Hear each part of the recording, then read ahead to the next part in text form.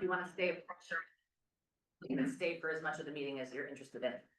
So we have a great guest speaker. I'm excited to hear from River Junction Arts Council. We're gonna table that quickly and do the reports and hear on what we think is the item of most people's interest, the streets project. So for public comment, if your item is on the agenda, we will have a public hearing on the adoption of the nuisance ordinance, which is some edits to our current nuisance ordinance, as well as the 2025 street and utility improvement public hearing. So if you have comments related to that, please save your comment for that time so that it's recorded as a part of the public hearing. Otherwise, if you have anything you want to share with council, just join us at the microphone so we can see and hear you. If you're having trouble getting out of your seat, just stand up and we can probably do okay. So just state your name and residence for the record and share anything you'd like to share with council. And if you could keep your comments to about 2 minutes so that everyone gets a chance to speak. Any public comment unrelated to agenda items? A little louder. Better. Is that better? Better. That's on me. Yep. Any public comment related to items that are not on the agenda, just general public comment for council. Bill has one comment on Airbnb. Sure. So that. And that's all. Notice. That's not the agenda. Do you want to share that now? It's agenda. It's not a public hearing, so you can make comment now if you like. Oh, yeah. We just like to keep the comments related to the hearing recorded with the hearing, so you're welcome. I go. Hi, Bill Kay, 224 3rd Street. There were two things I wanted to mention. One was regarding the Airbnbs. And I agreed with the concept of limiting them. And one of my thoughts was possibly to limit them. Let me slow down. Housing is a concern in Washington, right? We have issue with housing. We want to sell some lots, try to increase affordable housing. Along those lines, I think if we're going to have Airbnbs, we should limit them. And we might want to create a balance between affordable housing and percentage of Airbnbs. Just a concept that if we have 3,455 homes, we can pick a percentage and say 1% can be Airbnb or 0.5%. And try to set the numbers based on housing. Thanks for that comment. We will talk about this later. It's not a hearing, but if you want to stick around for that discussion, you're welcome to. And thanks for your comment. Okay, thanks. Anything further? So any other comments related to the Airbnb item, you can speak now. And we'll discuss that later. It's just not a public hearing at that time. All right, we had great comment in the last June meeting, so we appreciate that. All right, hearing nothing further, any changes or additions to the agenda? Anybody want any added items? One of the people for the FEMA thing is here, so if we can move that up with the streets and stuff sooner, that would be good. And I wanted to pull junkyard ordinance and discuss that along with police ordinance. Junkyard ordinance with this ordinance. So that's currently consent 8-7. Okay. So any further changes from council or staff? I think we'll reorder it as streets discussion, the FEMA item, then we'll hear from Paul as our guest presenter. Thank you for being patient with us, Paul. And we'll just do things in order. Any other changes to the consent aside from Caroline's request to take the junkyard ordinance and combine it with the public nuisance ordinance conversation? All right, hearing none. We'll do the committee report. Streets was today, Tony. Good evening, everyone. Street Commission met this morning for 8:30. Was pretty light agenda. We had 15-minute parking request by Pembroke Avenue Coffee Shop, and we had a 15-minute parking request by the License Bureau place. We talked about both of them, and since I don't know why, if it was missed or what, but the 15-minute parking spot that was already by the License Bureau wasn't put back in the street project. So they felt that we're gonna put that back, and hopefully that'll fill the need for that block. And then we talked about engine replacement in the squad. For Joe's squad, Public Works would pay for that out of the maintenance account, our maintenance account, and then we would get the truck to use in 2026 after. Otherwise, you get traded in and probably get $1,500 for it. Park board. We talked about future park plan, getting swings in at Ruger Park. We know it's gonna be pretty full up there with volleyball courts, but we were gonna take a look at that. And we just gave them a brief update on park projects around town. Nothing big to note. That's it. Thank you much. Utilities. We discussed the utility improvement, which we'll have a hearing on, and also the, what's the other thing here? Oh, the California overland, which we'll discuss later too, so that, nothing else. Port Authority. Further discussion with respect to the DNR mitigation and our barge terminal. Working through that, we discussed some engineering with respect to the barge terminal as well. More applications for grants and some success with those. And that's about it. The rest, Caroline, is. Yeah. Planning. We had a public hearing to talk about junkyard and outdoor storage, which I think is on the agenda as well. Then we had a lengthy discussion on the nuisance ordinance or some of the changes to that, so again, we'll discuss that today, so. Joe. Anything from fire or? Ryan's not here. Anything from fire we want us to be aware of? Not really, I guess I just wanna give a quick update on where we're at with that, it's been nonstop. This year, so we're up to run, which we've topped out 125 last year, and they've been. Fire calls themselves, the rescues, we've been on the water 8 times already. And so just kind of want to give you a heads up on where we're at with that stuff, and received a $10,000 training grant we applied for. Me and Jesse Bowl, the training officer, and we received that $10,000 grant. Applied for a couple more grants for turnout gear, and we're kind of waiting to see where that's at, so that's kind of where we're at right now, so it's a heads up. All right, thanks, Darren. Yeah. All right, any updates from council? All right, we'll hear from Caroline for the administrative report. Okay, I attended the League of Minnesota Cities Conference, just learned a lot of good best practices and learning from other communities.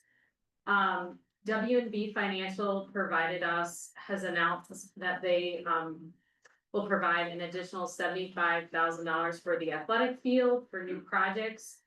Staff is gotten pricing for pickleball lighting, some turf, additional fencing, an automatic sprinkler, and we also received suggestions on an AED and a basketball court, but as pricing is coming in, it looks like we'll just have funds available for those initial items. So we'll try to draft a preliminary email to WMD Financial and take all those items through council for our procurement policy. We listed the Cannon Park lot for sale, and I've received 2 inquiries so far. We received a $10,000 grant to support digging to look at contamination at the old athletic field for preparation for the highway project. We have found some areas of debris, but also areas that are clean, so that'll help determine where the future roadway is gonna go. And another note for the next meeting, but just to start thinking about, we were approached by Three Rivers about the replacement of their bus. In 2018, the city provided a match on a new bus for Three Rivers, and that was $16,000. And the local municipality has to provide the matching funds on the bus. And so now we're being asked to budget for $6,000 per year for 5 years to continue transit services in Waukesha. So we'll put that on the next agenda for a presentation for them about user ridership, and then a further discussion if we are willing to do the match, so. I'm on that advisory board, as is Mike Wabi, if anybody wants any further information about that. It was kind of a surprise to us to learn about this, but I guess it shouldn't have been. They basically haven't been able to access new buses since before COVID. And through that period of time, they've gone from being $70,000 vehicles to like $239,000 vehicles. So they have thought about a pilot van option for Waukesha based on the ridership in our community. And it sounds like that's very much on the table, so that'll be part of our August discussion. But if you have any insight into ridership, I would appreciate that. Being on that advisory committee, not being a part of the sort of social services part of our community, I don't have a lot of insight to share. So if you do, feed it through me. If you hear things that are working, we want to be able to voice that. But the cost share piece, because it predates Caroline and I, we understood this to be a conversation about how can we improve services in your community, and it was actually how can we get a memorandum of understanding in front of your council. So we told them we need a little more time to get that ready. So they're gonna make some recommendations, and then are they gonna present in August? Hopefully in August, we'll put that on the agenda.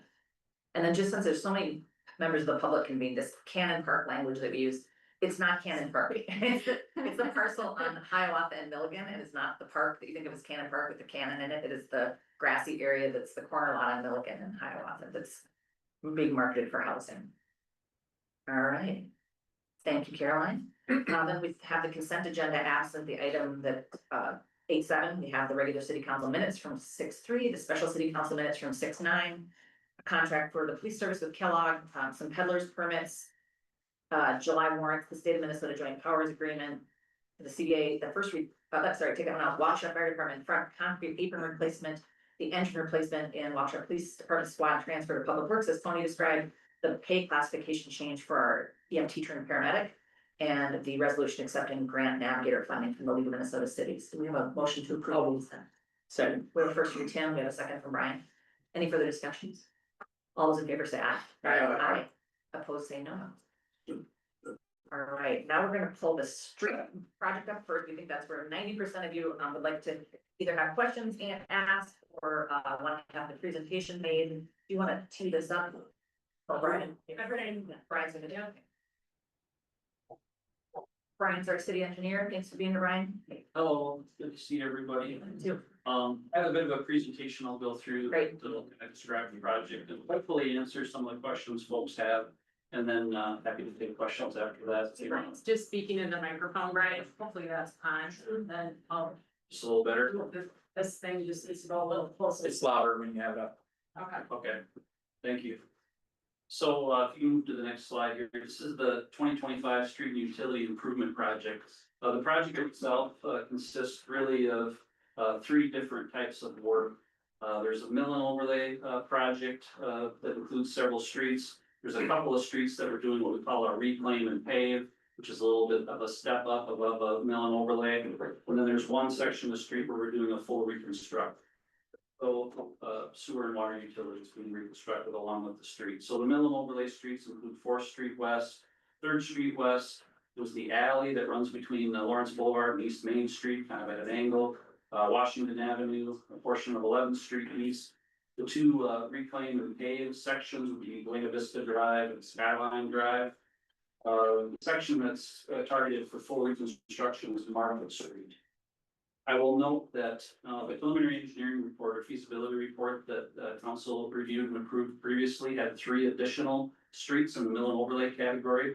There was a section of 4th Grant Boulevard, Prospect Avenue, and Bailey Avenue. Just based on budget discussions with staff, it was determined that those sections of street should be pulled project within an acceptable budget, which is around $1.9 million. Those streets will be looked at in the future for improvements. They're in a little better condition and can afford to wait a few years for improvements. So the next few slides just show some photos of the existing street condition. You get Skyline Drive here, and then the next one is 4th Street West, west of Maiden Avenue. We've got the alley between Lawrence Boulevard and East Main Street there, showing some of the deterioration. Then 11th Street East, and then that block between Milligan and Pierce Avenue. Next, the intersection of Market Street East and Washington Avenue. This is the section that's targeted for full reconstruction. Then another couple of shots of Market Street on the next couple of slides. So as far as the existing conditions, I want to talk about, first go through what the existing conditions are on the sections that are targeted for mill and overlay or reclaim.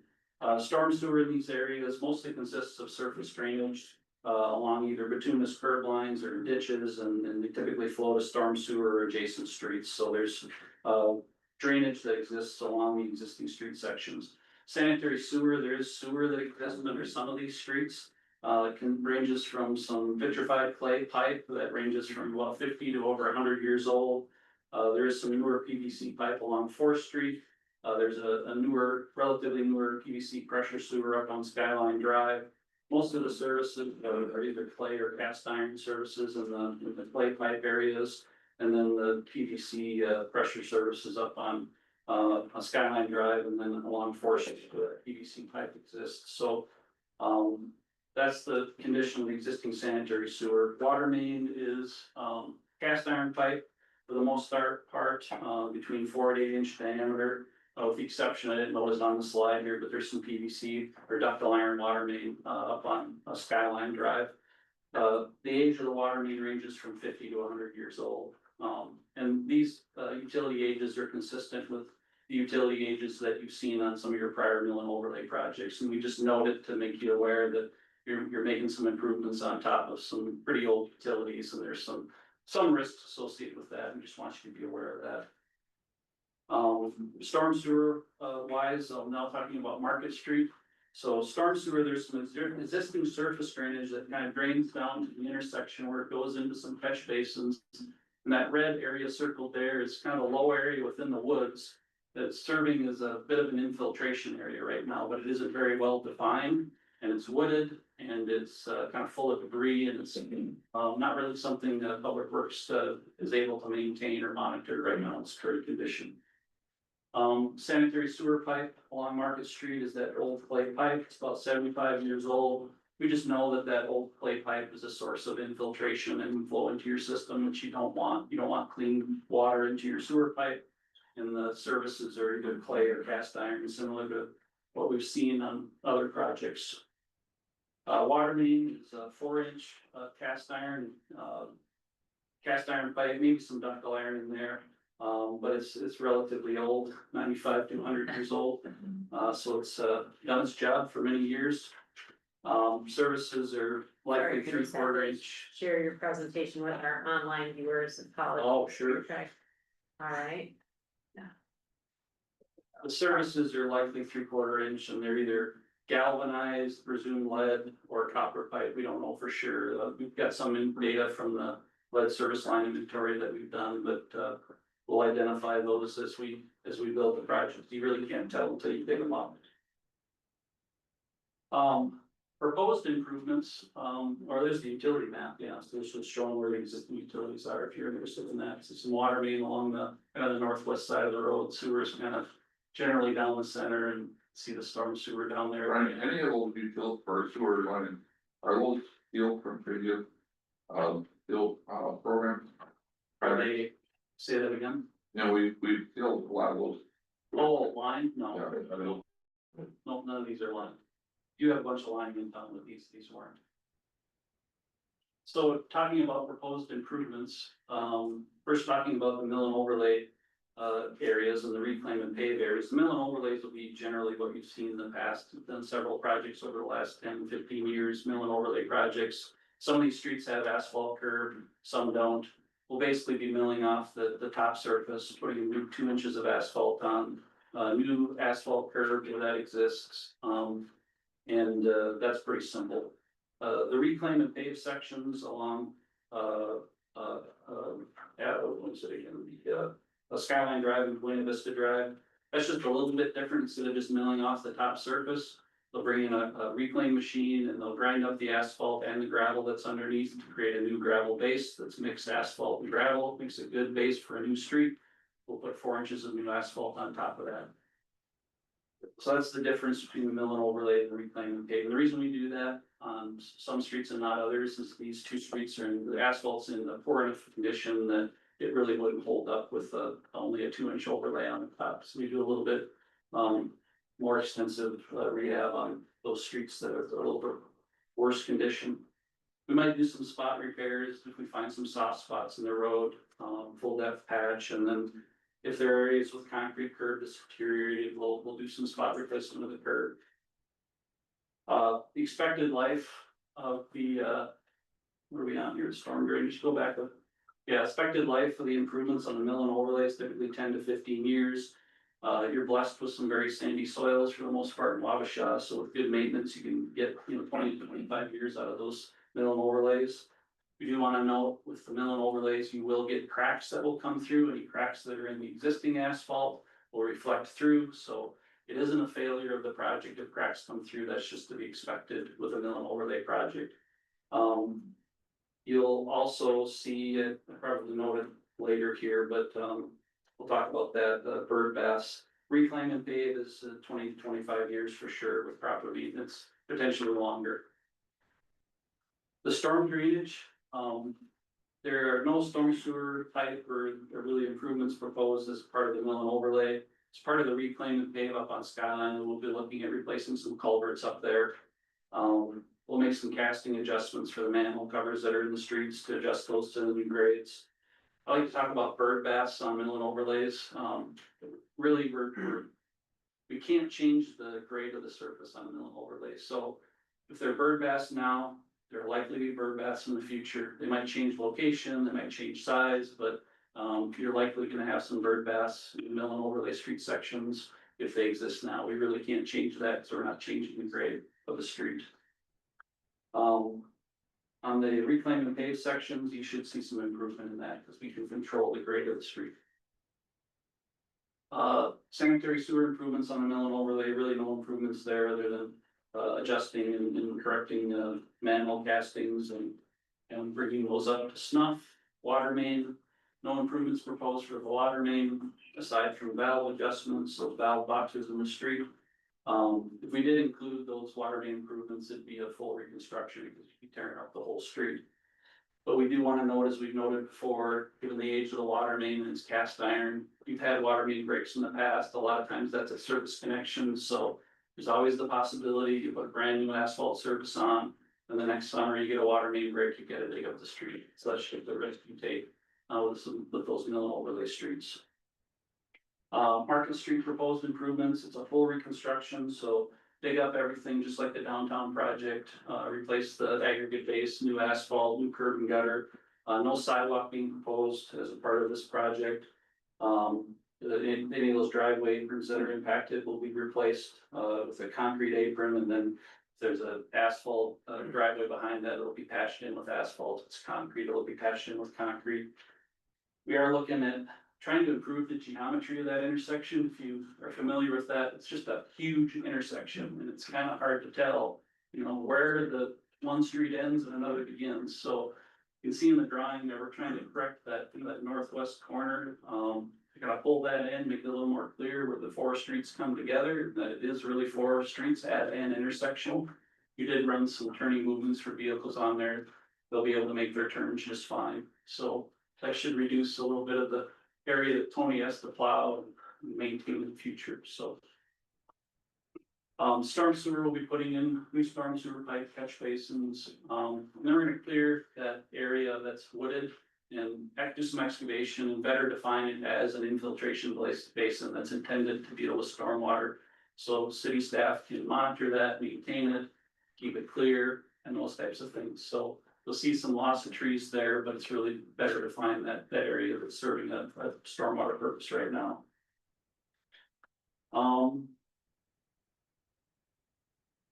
Yeah, and then sanitary sewer, we'd be replacing basically all pipes and service systems and manholes. Same thing, pipes, services, hydrants, valves.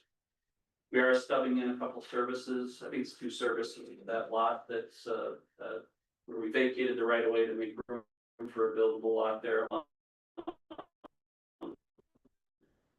along Main Street, and that was at the southwest corner, I think, of the intersection along Main Street.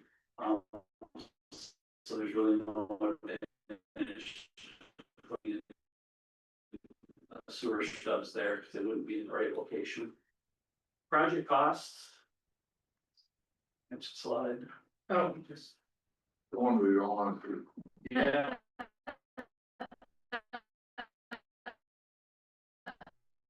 Okay, Everybody is supposed to zoning out till this. we're stuck. You're stuck.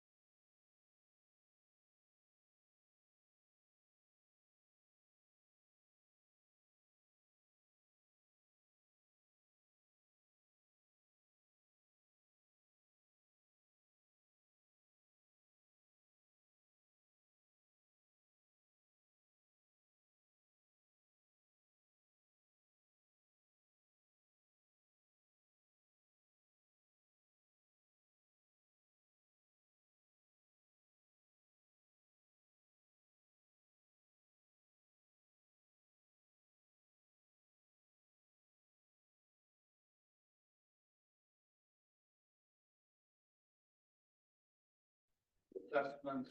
We've got two different assessment calculations here, one for the mill overlay reclaim project. If you can go to the next slide. Sorry. It's stuck again. Thank, yeah. So you have an assessment policy, under that policy, mill overlays a class C improvement. It basically says those improvements should be assessed 20% of the benefiting properties on a per unit basis, an equivalent residential unit. And there's a process for calculating that. When we do run that calculation, we end up with estimated assessments, preliminary assessments for the mill and overlay reclaim project of about $1,800 Okay, now- per, next slide, yeah, per, ERU. The individual assessment ranges on the preliminary assessment roll are anywhere from that single unit 1,800 up to about 38,000. That's a larger property, this, basically the golf course property up on Skyline Drive, because they equate to several ERUs in your policy, the way that's calculated. So that's the largest assessment. The average is about 1,854. So it's really just that one. These are similar ERU assessments to your past projects from 2014, 16, 19, and last year, when we take into account inflation, there was $100 of the assessment from last year. And then there are some properties that would receive a $0 assessment, because they were assessed on a part of the 2012 project. Your policy says there, it can't be assessed within 15 years. The Market Street, a little bit different type of improvement, class B, calculated similarly, though 20% of the project costs, to the benefiting properties. When we run those calculations here, we end up with some larger assessments. You can go to the next slide there. So you can see we have assessments for street, and we have an assessment for water, an assessment for sanitary. So depending on, everybody gets a street assessment, but depending on whether you have water or sewer service would dictate whether you get an assessment for that. You can see the numbers there, 7,000 for street, 4,000 for water, 7,000 for sanitary. That equates to, about $15,000 total. Might be a typo on the sanitary there, but I know the total is right at 50,000, because I don't think those numbers are the same. But it is a total of 15,000 if you have all three of those. If you compare that to the downtown project, if you had all three sewer, water, and street assessments, we were down at $9,000. So it's significantly higher. Why is that? It's because there are very few properties on this stretch of street. We got an intersection. Intersections are usually expensive, and you've got very few properties to spread that assessment across. So one thing you might want to look at tonight, if you authorize the project with the resolution, not reapproving the assessments. Assessments would be recalculated once the bids come in, and you would have the option of reducing those assessments if you chose to do so. Your policy is a guide. Ultimately, you can decide, council can decide what those assessments should be. I think we ran into that problem in 2013 too. I don't think we lowered the assessment, those property owners. Yeah, I'd have to look back and see. I think this is still higher than what those were, taking into account inflation, but we can check on that. I would like to know. Yeah, we can get that information for you prior to the assessment process starting. And again, there are some properties here that would not be assessed because of they were assessed on the 2013 project. So project schedule wise, you're probably not going to be able to see that very good at all. It's a chart on well, actually you can't. I can zoom in. There we go. So there are a lot of steps you have to go through with the assessment process here. Basically tonight, we're here at that July 1st date. I should apologize, I should have started with this. We'd intended to have a neighborhood open house before this meeting, 5 o'clock, to help answer some of the questions before the hearing. When we sent out all the notices for the assessment hearing, my fault, we just forgot to notice the neighborhood improvement at 5 o'clock. Which wouldn't have been a problem, because it would have been a meeting nobody knew about, except for the fact that I put it in the summary in the council packet and a couple people saw it. So we did have a couple people show up at 5 o'clock. So you had a small neighborhood meeting. My apologies to that. I did get contact information from one person. I'll follow up with them. If anybody else showed up at 5 o'clock, my sincere apologies for that. So we did not have the open house meeting, but we do have the improvement hearing tonight, which is what we're in right now. Your action tonight, if you choose to order the improvement, move forward, would be to adopt that resolution, order the improvement. No, no, the connect. Good, I'll answer that. Okay. Do you have the rest of this memorized? Yeah, so. We're also recommending that.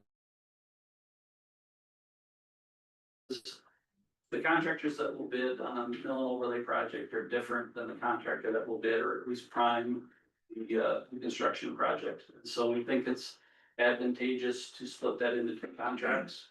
So you don't pay a general contractor for markup on a sub who's doing most of the work.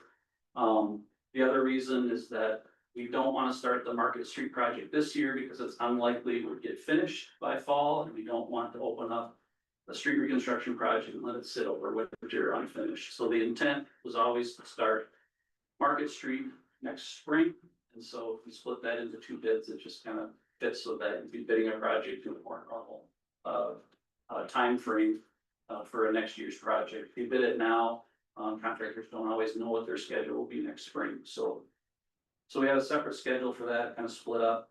The mill and overlay project, we want to take bids on July 30th here, come back to you in August, at your August meeting to award a contract. And then we would bid the Market Street reconstruction in either November or December, or December or January, and then come back with a construction contract award recommendation either January or February, with our in construction in May, and then finish construction in July. The assessment process, we would wait until we have the Market Street bids in hand, and then calculate the final assessment roll. Have the assessment hearing where we would have that information for you, Dean, probably beforehand, and you could make some decisions on the Market Street assessment amounts. If you chose to do something different there, the numbers would be different anyway, because they would be based on bids. So recommendation wise, if you choose to move forward with the project, you need to adopt the resolution ordering the improvements. And then for the mill and overlay project, at least adopt the resolution approving plans and specs and authorizing the advertisement for bids, so we can take bids on July 30th and get going on that portion of the project. That's the information I have. I'm happy to answer questions. Thank you. Or you'd like to handle it. Yeah, so go ahead. The alleyway between Orange Boulevard and Main Street. I got one email about just in that gravel and so forth. And about making it in and out on Main Street and eliminating Orange Boulevard side of it, and I agree with that, except for the gravel part. I think we need to look at that. The traffic does go through there very fast, of people that are not from the area, and they have no idea how narrow that place is. And I think we can utilize, or I think we can achieve that and still provide ambulance and fire service for that area too. So I have a letter, it's the package here that I wrote, my opinion on it, but just one, but throw it out there and I knew a couple of people in the audience about that. So We did get that, Dean, council member. And we did have some discussion, and Tony can speak on this too, but some of the issues with that. It is a public street, city does maintain it, so it would cause some difficulties with maintenance plowing if you have that closed off. well, you would have Lawrence Boulevard. Lawrence Boulevard is so small. Let's say 3-inch curve or whatever, just. So people know that they can't pull in there, so that would take care of that plowing issue. And we have done this in the past. 4th Street East, we eliminated that old road. And it's one way now, or it's entry going only, and it's also only residential parking. So we have done stuff like that in the past to take care of these smaller problems. Okay. And I think this is one area that we've looked at in the past, we should look at that again and finally just do something about it. So. And only 4 homeowners really need to utilize that area, plus the city, 4 AM and fire. And so. I guess it- I guess, I wasn't clear, Gene, are you, proposing this to be eliminated from the project, or? No, that we do the project, but we do it right where we finally take care of this problem and, have it, only exit only on Main Street and eliminate the Lawrence Boulevard aspect of it. And, yeah, fire and ambulance and calls can still get through, but if we just eliminate the exit on Lawrence Boulevard. Jeff, you're shaking your head. I don't understand the problem with that street. I walk it quite a bit. I don't understand the problem you're explaining. When you live in Waukegan for 45 years, maybe you will, Jeff. But, the problem is, people come down Main Street and they turn into that, they get into the roadway and, they come in awful fast. And, I've Kinda short never cut seen, off. I've never seen well, anybody cut if you don't see it, doesn't mean it doesn't happen. So you're saying they come from I'm the east main side and they shortcut to Right, Lawrence Boulevard, and I'm not telling you, realizing. it does happen. Sure. Take my word for it, or don't believe me, whatever you wanna do. So, but for sure, we should blacktop it because we've got manhole cover and all that, so it's gotta be blacktop, so that part's kind of taken care of. Yeah, there's sewer water in there, so. So we gotta blacktop, we gotta maintain it in that respect, we gotta plow Well, it. I'm just saying, now is the time to look at that, those options if we're gonna do something about it, so. We'll just put a one-way sign up there. You know how that works. Well, like this. So, So Yeah. anything you would do, you'd have to think about the enforceability of it. And if you're willing to enforce it and doing something that would actually deter drivers from doing it, if it's.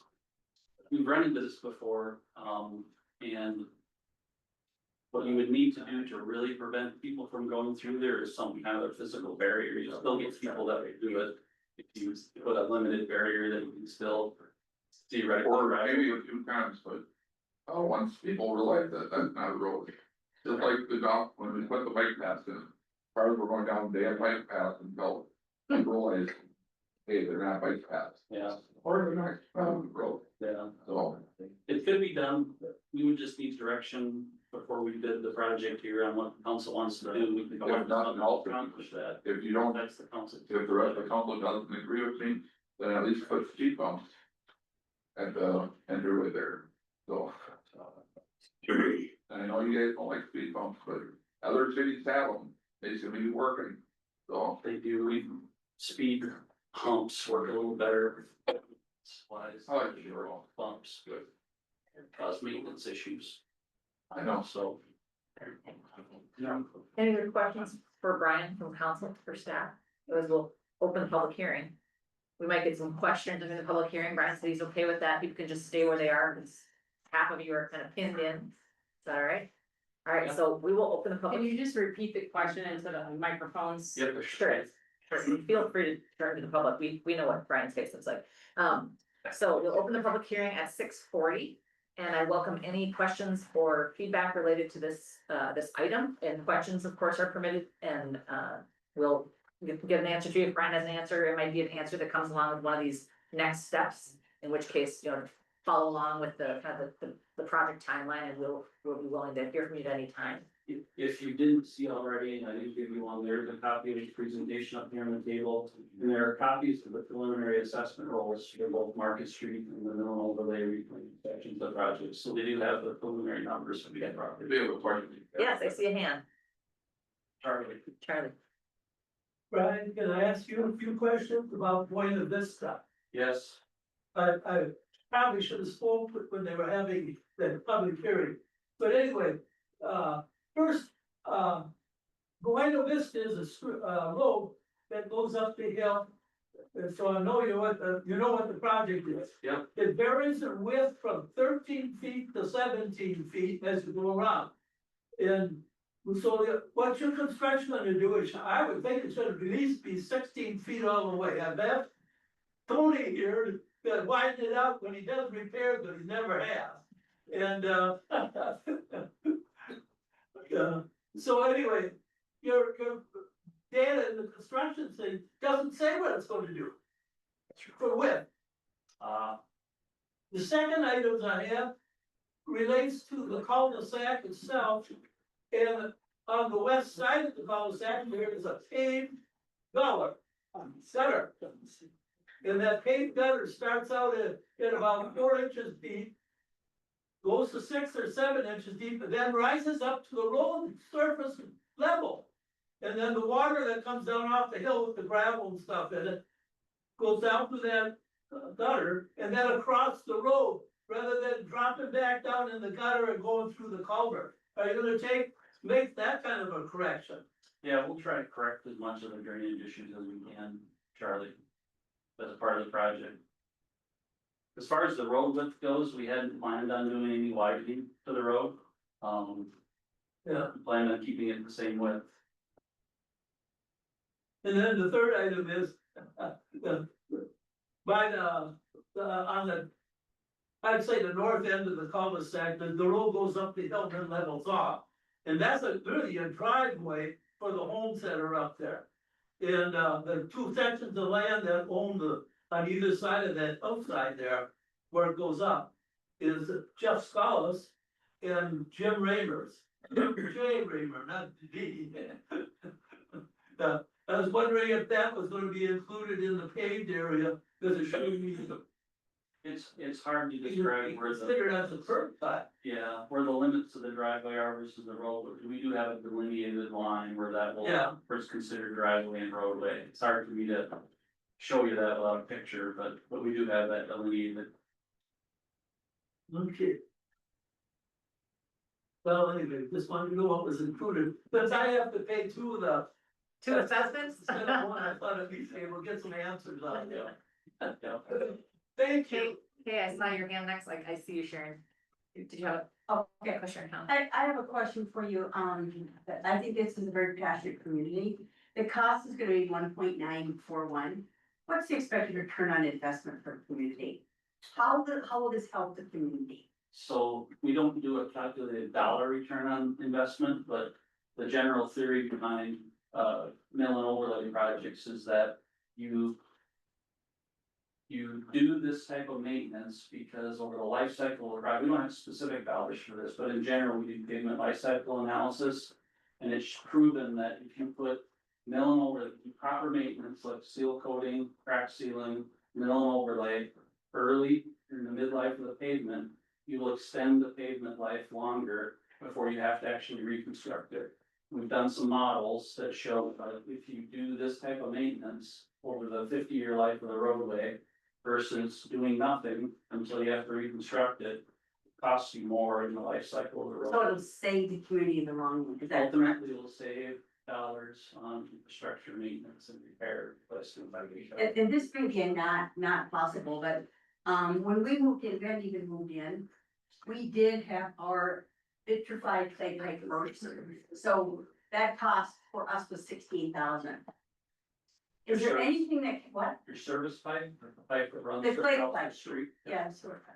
Is there anything that can be done, because for the hours, if I'm paying, I wanna help the community with it, is there anything that can be done for these other people that have older pipes that we can take a look at, so that they don't have to experience it, or is it just, it is what it is? So the homeowner owns the service pipe from the home. We get that part, So, I wanna help other homeowners. sure, on a reconstruction project like on Market Street and the downtown project, and the 2012 or 13 project, whatever you wanna call it down here.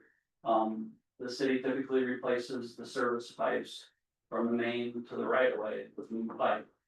Past the right of way, it's the homeowner's responsibility to hire a plumber and do that replacement on their own. So when we do reconstruction projects, we do address the service pipe out to the property line or the right of way. And then the homeowner is responsible for it past that.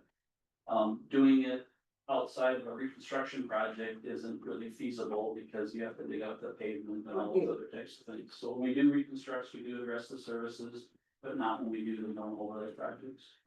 I have a question with that, so we had the same problem where our pipe broke, we've paid twice now for that pavement. And now we turn around now, here we go again, Yeah. we're gonna be paying again. Yep. It's true. And then we have different, we've already got the new pipe in, because we don't have the cast They have to take that all. And you're on West Street? Market. Market Street, yeah, yeah. Yeah, So we pay for it for the third time. unfortunately, you do. Sharon, I saw your hand next. Um. Sorry, I cannot see everybody, but I'm doing my best. Charlie brought up the way business, so I had a question on that. So do you have that figure to go all the way with Charlie's residence? Or just to that turnaround? Just for the turnaround, you delineate the turnaround where that is considered street, you wouldn't improve the driveways, you know that. It's hard to do without a picture, but So you consider, I know what you're talking about, also. So you're considering that it's just driveways past that, but anybody that has to get there is gonna pay. Yes. Lance. I just barely heard or thought I heard, there's an automatic 4% levy starting next year on the work that's being done this year, is that correct? And then, Kellen, you wanna explain how the debt service works? Yeah, to do the project, Lance, there's gonna be a portion, that'll be assessments. I think it's 20% to those homeowners, and then a little portion for the Market Street that'll be covered by utility. And then $1 million is the city is set to borrow through a general obligation bond.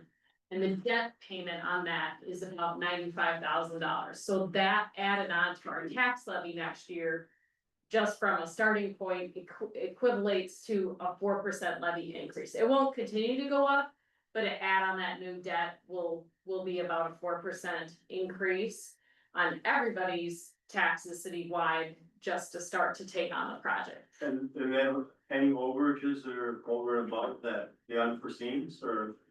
There'll be contingency and our experience with Bolton and Mink historically on their project estimates versus bidding is very, very good to date. I mean, I'm not saying there couldn't be anything, but we include contingencies in the preliminary estimates, we include some contingency items in the bid, actually.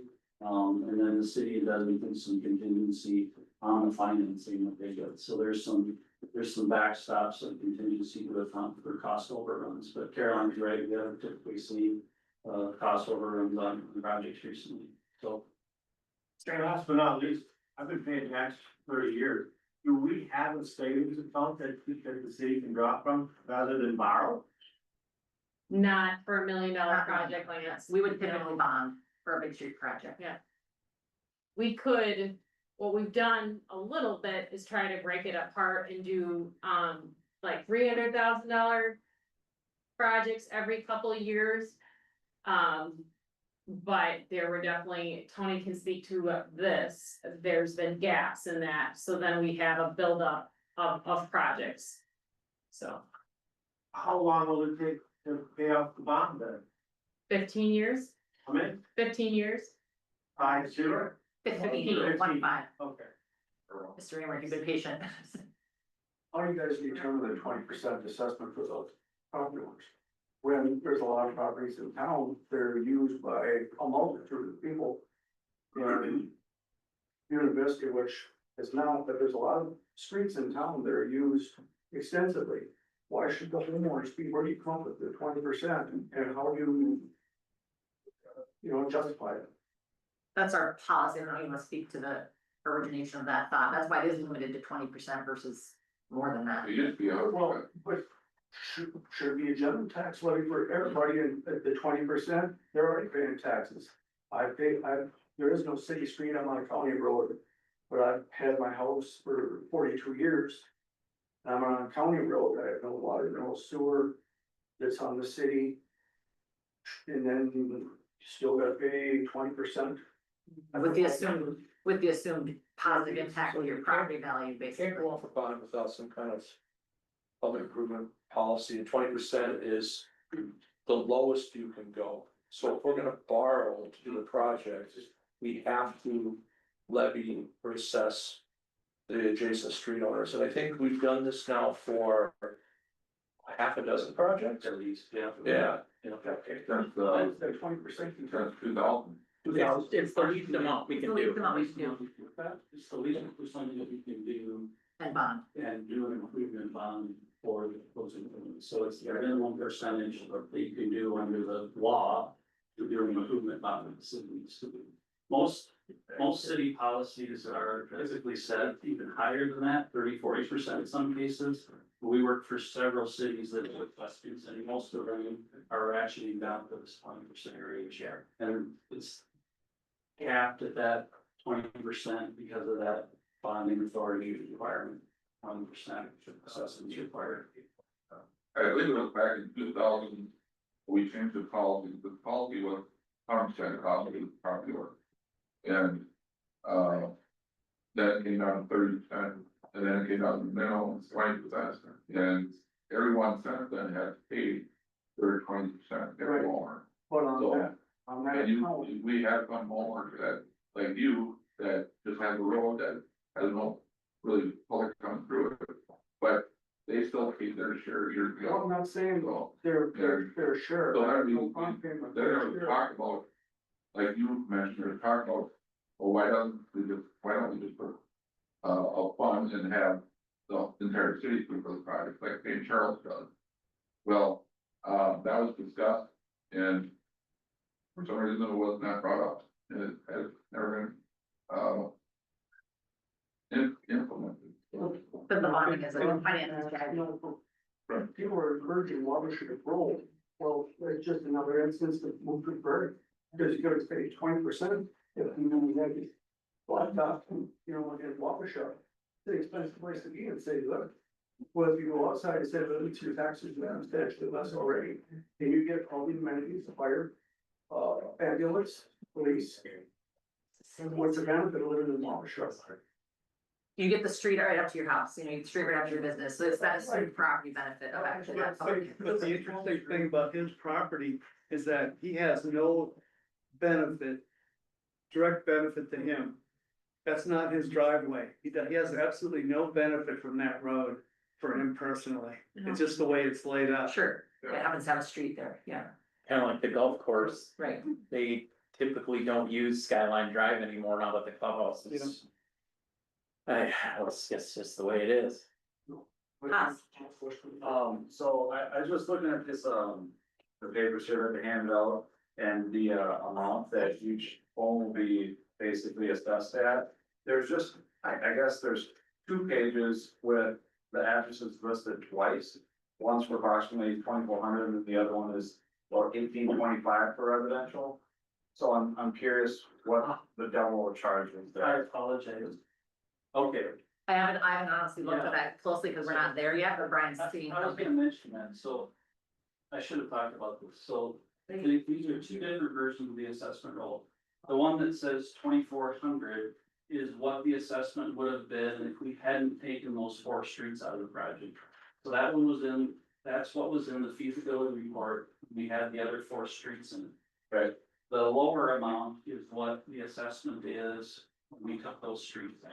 I probably shouldn't have included both, but I did wanna make that point. Just Forgot to make- because it was supposed to, I think they had on their project be done like a year, 2 years ago.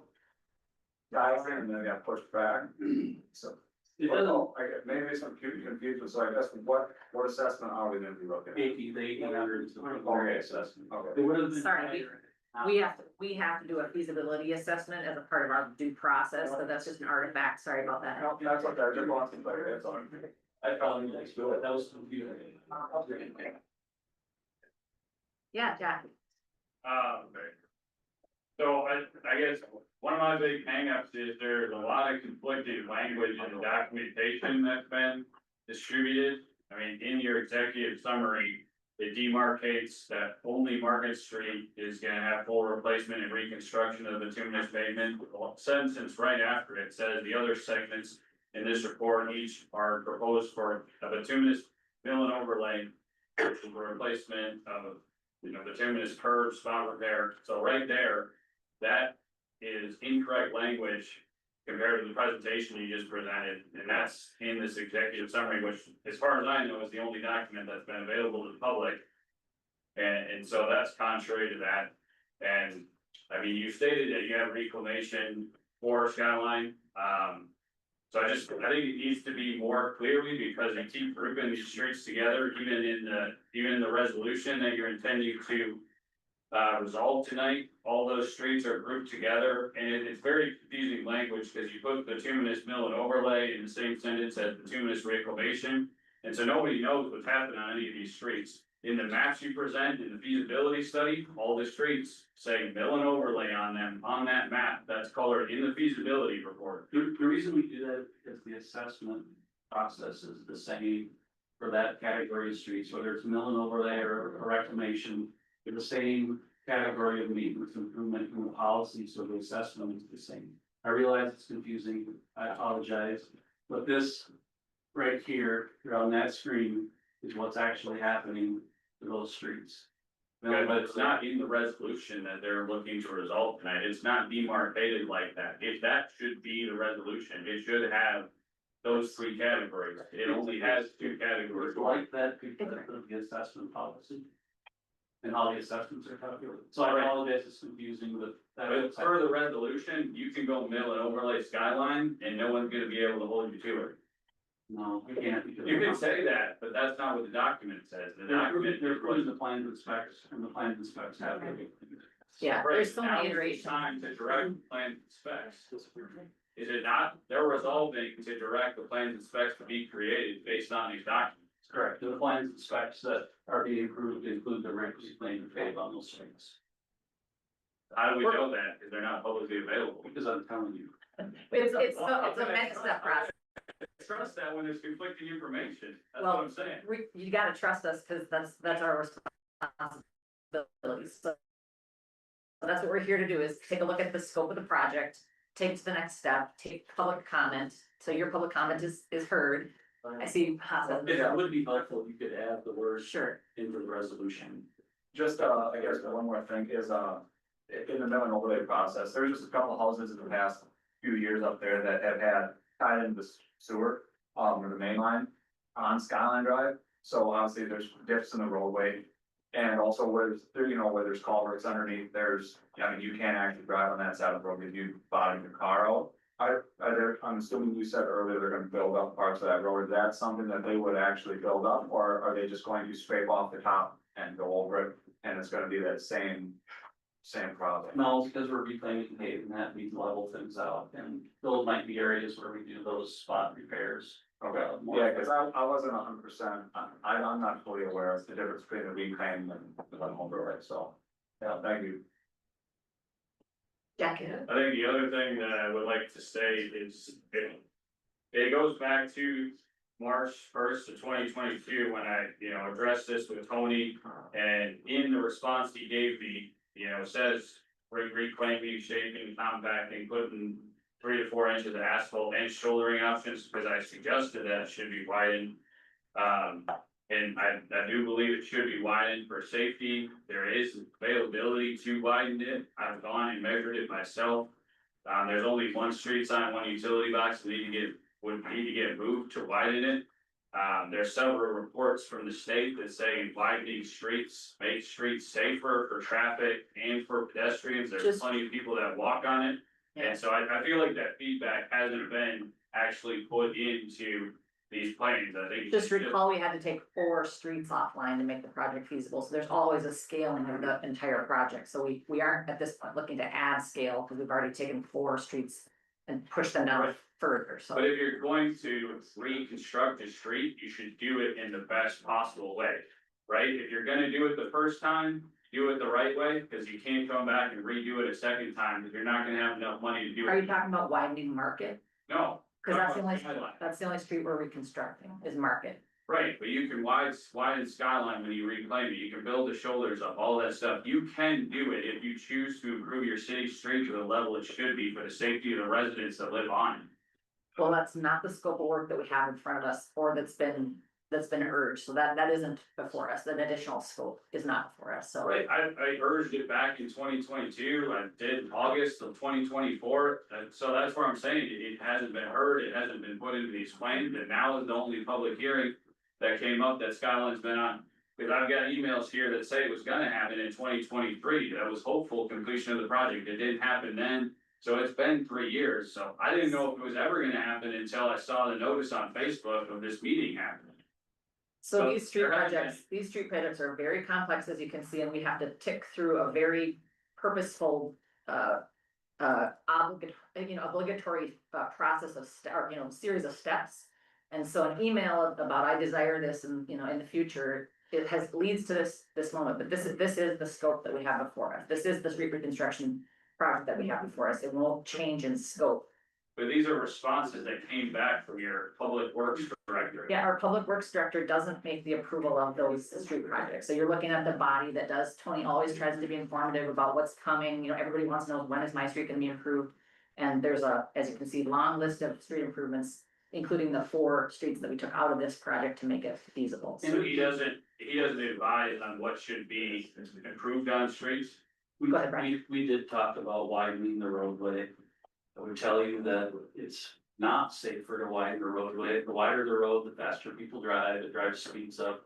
Narrower roadways promote lower speeds. That's part of the reason we chose, recommended not to widen it. So we did talk about widening it, made a conscious decision from an engineering standpoint not to widen it.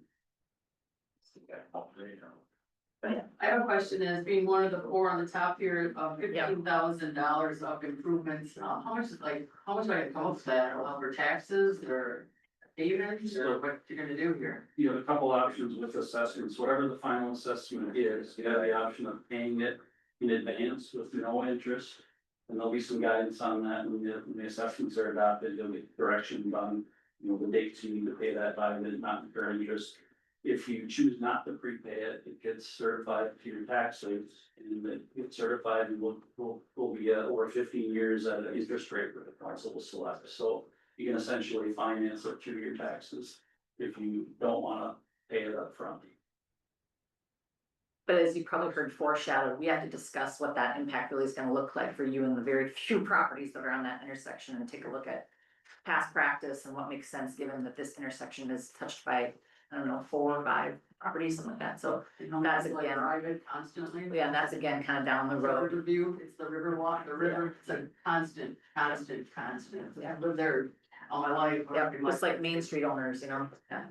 So we will definitely be addressing that, not this time, but as Brian said, that's a part of the process. I can't remember where it was in the timeline, but yes, I can see you. Yeah, 11th Street East. We're gonna resurface from Broadway to Milligan.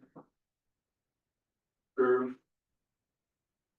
Yes. Blacktop curve. From Milligan to next street down, they're gonna put curb and gutter in there because of the apartments, or you said there's 2 different jobs being done there. So if there's existing asphalt curb there now, we will remove and replace it with new asphalt curb. If there's existing concrete curb there now, that will remain. We will only spot repair it in locations if it's cracked or broken or severely. So that's the curb situation. But there's no curb at all there now, and drainage works, we won't put any curb. All right, I'm on 11th, on Broadway, on 11th, and I was with the Broadway project. All that was on my assessments, is that still gonna be the $1,800? I have to look at the roll, I can check in with you that. Fine. Yeah, for the meeting, it should be highlighted on the assessment roll in a color. If it's not, then we don't have evidence of that. I've noticed my neighbor just through straight across 11th Street, his name is not on this list. Okay. Yeah, you should, I wanna talk to you about that, get that information. Those are some of the things that we check into and verify between the preliminary assessment roll and the final. And that's why we present this preliminary. I know there's probably a lot of people here that live in their homes by themselves. They don't have a spouse anymore. With an income coming in, they all pay for stuff like this. People don't think of that, do they? Oh, we do, you wanna talk about the apartment over? Oh, yeah, there is a deferral process, that's in the city of policy. It requires, it's income based, and so it requires you to submit some information to the city clerk. That is where it's submit, yeah. Yeah, and if you qualify, then you can. If you don't get information like that from the city or nothing, You just get overlooked. You'll get that information, everybody that's being assessed will get that information in the assessment notice. I mean, The assessment. project there, I baked that in full, right away. Now, I'm kind of curious what this is gonna turn out to be. Yeah. So, we'll go afterwards. Yep. I got one last thing for you. Just in regards to the, so like edge of the roadway up along the skyline, you know, chunks of that blacktop over time just kind of like crumble off. And I know the way that it's shaped up there, it's not necessarily needed to have a curve, but is there's something you guys do now that may be different from back at the time to just try and prevent that from constantly breaking off? Yeah, it's really about the shouldering and maintenance of the shouldering, but that's typically what happens when a road that doesn't have curb and gutter on it. It's just kind of the nature of that kind of road, so. There's a couple feet of gravel on the side. And is there a way when they do that, maybe just to add a little bit of, a little bit of a shoulder, maybe not even gravel, but just compact dirt up against it? Yeah, I mean, yes, yeah, Okay, yeah. thank you. Can you speak to how the people on Skyline are gonna be able to access their homes during construction? Yeah, it'll be a little easier than it was in the downtown project, because we're not putting in a lot of pipes, so we even culverts and things, but, you'll have access, it'll be intermittently interrupted when they're, paving and other things, but we'll send out notices and you'll know when access is gonna be limited, when they're paving in front of your driveway, that type of thing. You'll end up driving on gravel road when they reclaim it, but generally, you'll have access, it'll be intermittently interrupted at times, we'll let you know when that's gonna happen. It'll be inconvenient, but there's no real way to live without that, So so. we don't have to park in town and walk up. You might have to park down the road, that's. Ballpark, yeah. Neighbor's driveway. Some of us have old knees and then hips and shoulders. Yeah. Okay. Any other questions, especially related to the resolutions, because we do want to address that tonight, so we keep things on track. Plans go ahead. I'm curious about the interest rate you mentioned will be determined by the city, I guess, for that levy. We always make the decision on the levy every year, yeah, that's a council decision that occurs usually in December, we start those conversations in July, working up the budget, moving toward the final levy. What would be,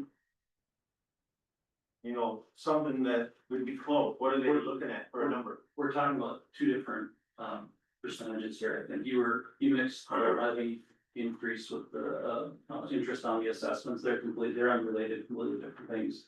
The interest rate on the assessment is typically based on the interest rate that the city gets on the bond that they sell.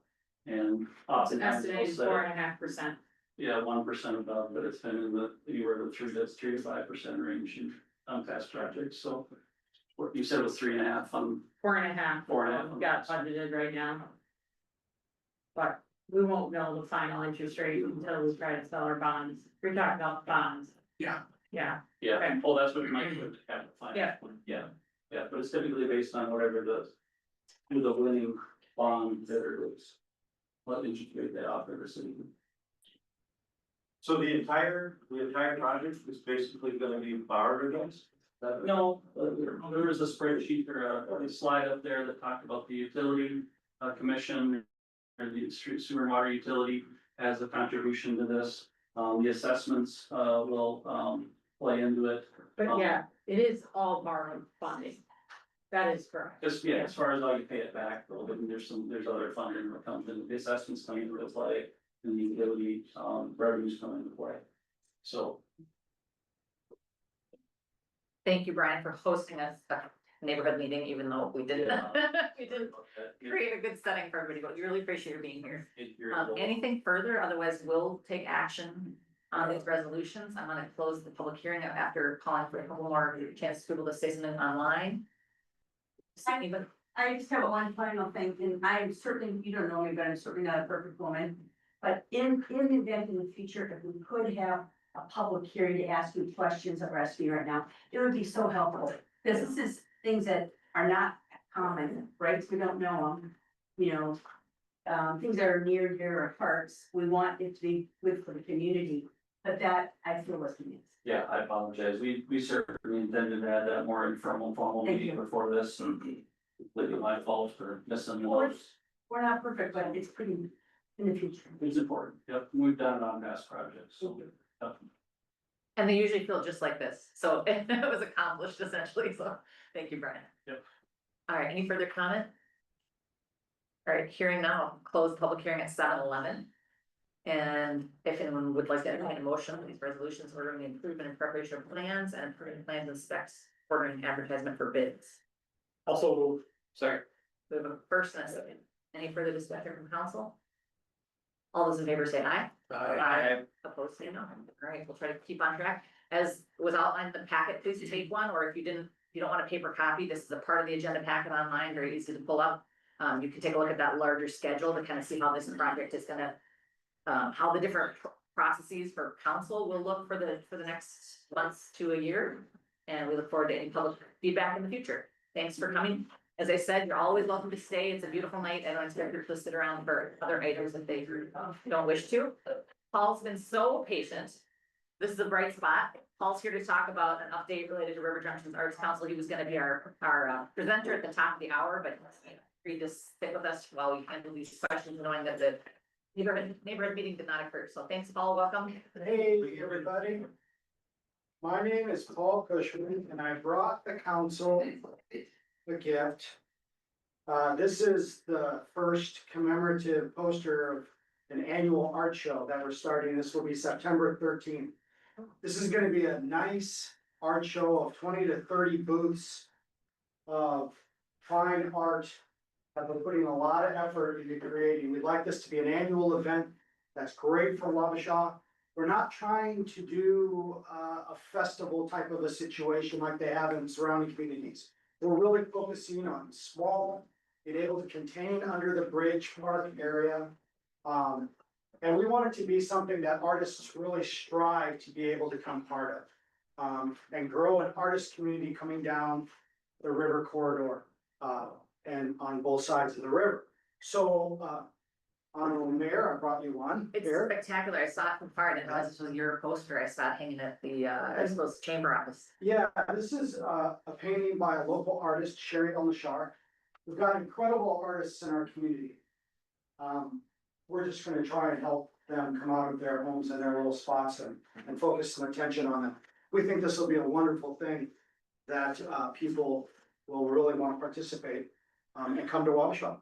And spend a little money and visit our brick and mortar places and have a sense of community. And it's healthy and good for everybody. This is a poster of the year, 2025 year. I'll start it here and just pass it through if you haven't seen this. And then this is the save the dates. This is the save the dates that we've been passing from here to the Twin Cities. We've got these save the dates advertised as far as Minneapolis. We're really trying hard to have a structured process of applying. We use a thing called Zapplication, where artists, over 100,000 artists, can look at the different art fairs in Minnesota and choose where they go. They can submit their art online. We can look at it. This is called a juried art show, where we have local artists that are viewing this prior to them being accepted. Right now, we have about 25 artists in our queue. And in July, we have some local artists that will preview that art. We'll close the window for applications, we'll preview that art. If we have enough to fill, great. If not, we'll open it back up again. And like I said, we're hoping to have 20 to 30 booths of art down there. The reason that I came to the council tonight, wasn't to try to sell you on anything or anything like that, but it's really more of an informative thing. As president of River Junction Arts Council, the popularity of Music Under the Bridge and the plays and a lot of the activities that we do has really skyrocketed. In the last few years, our average attendance has been a little over 8,000 on Friday nights for the Friday night shows. Those Friday night shows are at 7 p.m. to 8:30. the crowds vary according to the type of music that we have. Just to give you an example, our average crowd size is 400 to 500. We've had 3 shows this year. The first 2 were at 5, the second one was at 425.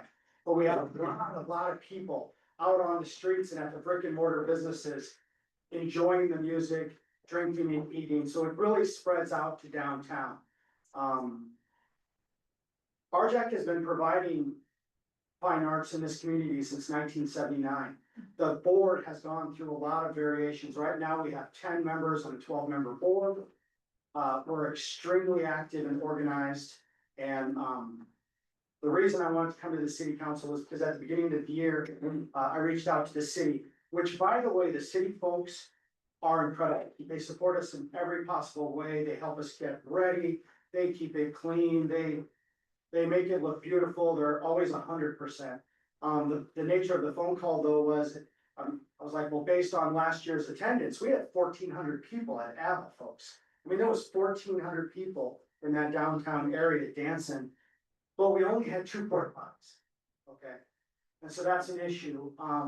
I know there's been talk about fixed bathrooms in areas and that type of stuff, and that's for a future discussion. That's down the road when y'all find a way to do that. But this year, at our first concert, the 2 bathrooms were really overwhelmed. And I think that we're failing to count the Music Under the Bridge crowd with our increasing tourist attendance and the folks that are just visiting our beautiful city. I think that we're not calculating that right, because those 2 parties were overwhelmed.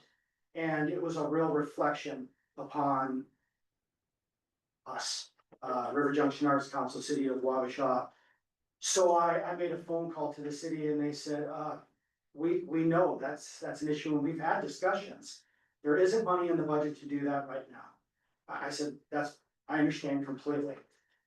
So I called Jason's, and Jason said, hey man, I'm so sorry that happened. I'm gonna get down there. I'm gonna get one down there on me. You know, I'll do what I can. Got one down there, lickety split.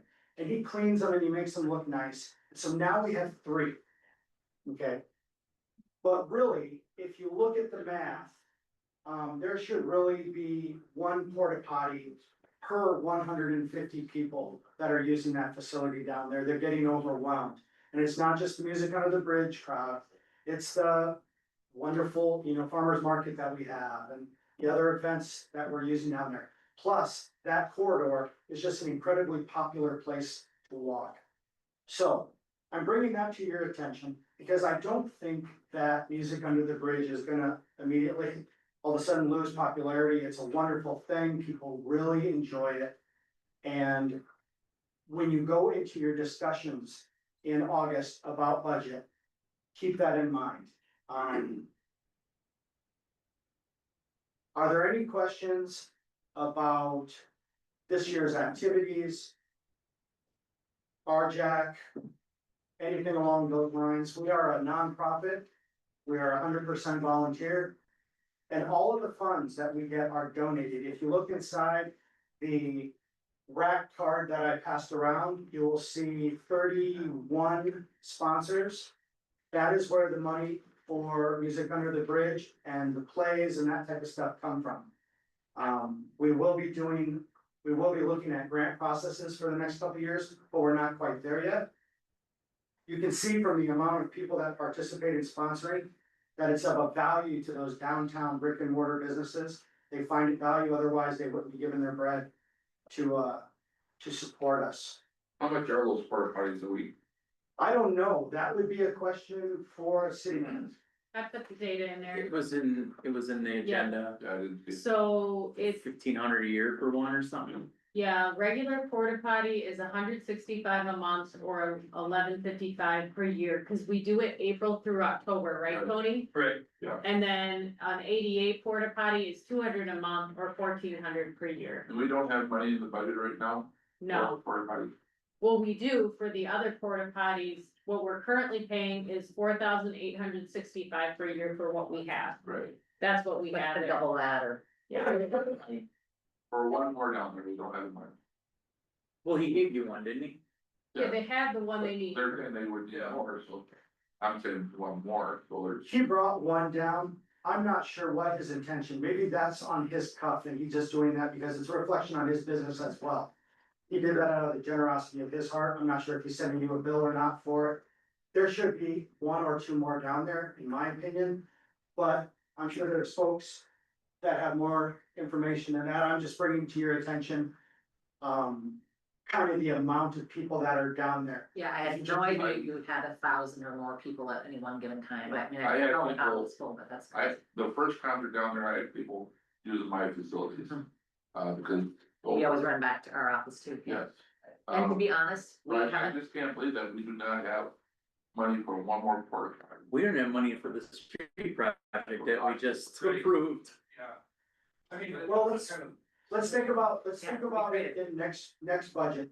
If you do just a real quick, simple math, and you say you don't like the number of 8,000 people visiting, say 7,000 is a more comfortable number for you to look at. If each one of those people spend $5 or $10 while they're here, and they leave with a sense of community and a vision of Wabasha, that's the way you attract folks, that's the way you attract tourism, that's the way you attract people to move into, so just keep it in mind for the next budget and what you downplayed, I don't think you meant to, but I didn't, it wasn't as braggadocious as I might have been about it, is that RJAC is actually generating revenue for, they are giving to other organizations in the community, the food share, you know, or all the others that you've benefited, so there it's actually generating community support at this point, which is a really cool way for that organization to evolve. That's. Yeah, we're simply using the bully pulpit to bring attention to some media items there, and if you can do that, super awesome. Yeah. We're planning another play, there's a Shakespeare play, July 23rd. The National Eagle Center has agreed to pay additional staff and keep that facility open. We're not gonna be having food trucks in there with the specific purpose of, hey, it's Shakespeare. So you know, after a half an hour, people are gonna be wandering to get a piece of pizza and a cold beer, that type of thing, right? So, you know, we do everything that we do really with the idea that the folks that are coming down there are gonna enjoy it, have a sense of community, and then wander off into various places to enjoy community and hopefully have a nice beer over at the Triangle or something like that. Yeah, I mean, we can show you what it looks like adding 1, 2 to the budget. I suggested it should go under where we're contributing the food bank. You know, Main Street, we can just say 1,500 towards porta potties. And we can talk about it. I don't think we can afford 10. We're gonna have some additional requests because we got the new park at Eagle Basin, so we got a porta potty there, we got $500 for wood chips at the Eagle Center, so it's starting to add up, and the only thing is I look at is the chamber, like when they have events, they pay for all the extra porta potties. We've always had 2, that's the way it's been, so I'm just stick with that until we decide something different. And Where's that $500 for wood chips at the Eagle Center? I thought the Eagle Center was responsible for all that. We have some area on the, along the riprap, that's city, between the bike path and the river, and then we got the bump outs by, where you turn Glen Alley. Mr. Tony brings up an excellent point in the difference between the two groups. We don't have a beer sale that we get money back from. We don't have we also don't have the amount of urine that, from the sale of that beer. So that's one of the reasons why they have that down there, is because, if you do the math on drinking folks per 100, it's really 3 porta potties per 100 if you're selling beer down there, and that really works for them, and it works great. But until we change how we generate money, right now, it's all generated by passing a hat and by the brick and mortar businesses in town. We don't also have that budgeted in. And if we do need to budget in future budgets, then that will come out of the amount of events that we can have and the quality of bands that we have. And, We'll just keep in mind to talk about it when we budget. That's what I told Paul, it's Sounds good good. timing, it's a great awareness builder, it's a kickoff to an amazing season, I can't believe those numbers from other events, that's just amazing, so. now, if you look at last Friday, we were in competition with events everywhere. Lake City was just right up the road, and we still had 425 people on the grass.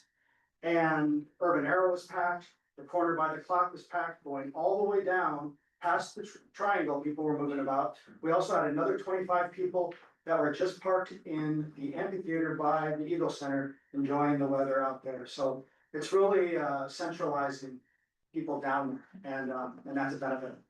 So when the conference goes through the end of July, Yeah, June, July, August. Mhm.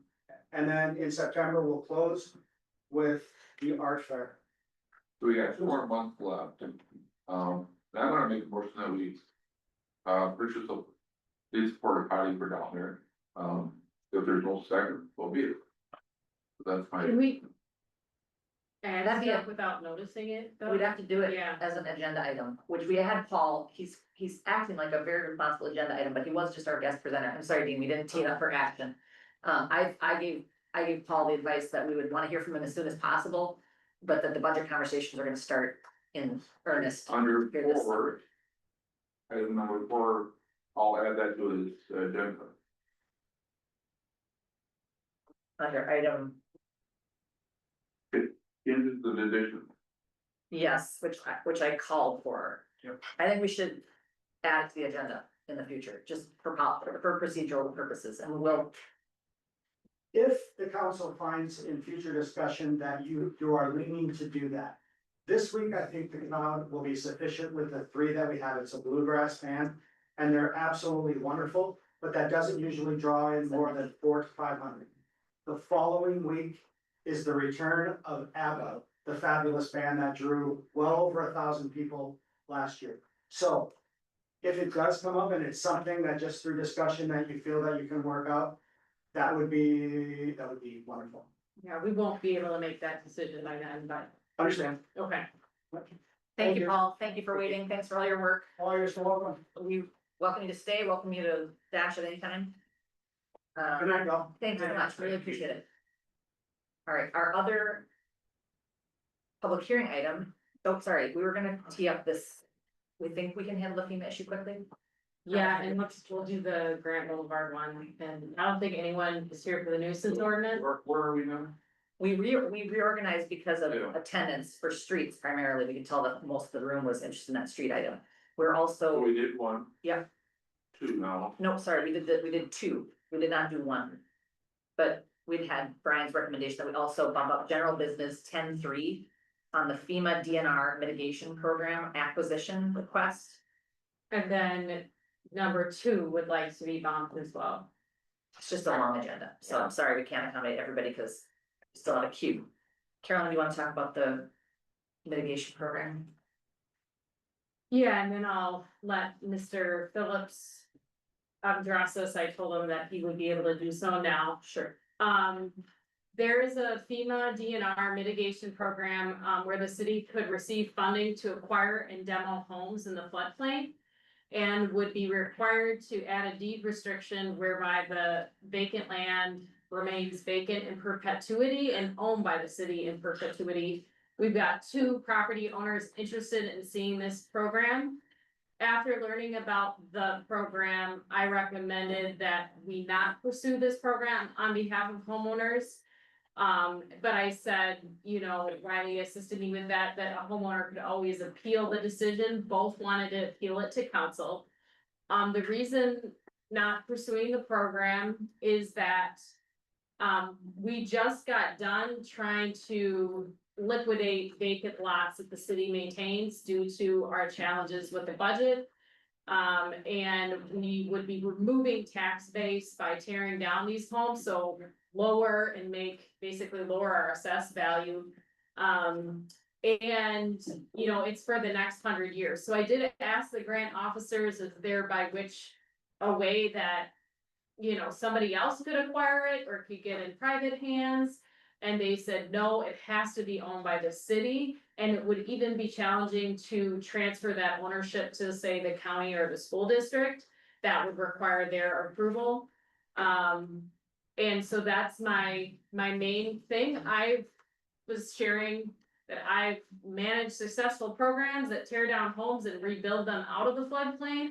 But that's not what's offered here. We cannot ever build anything.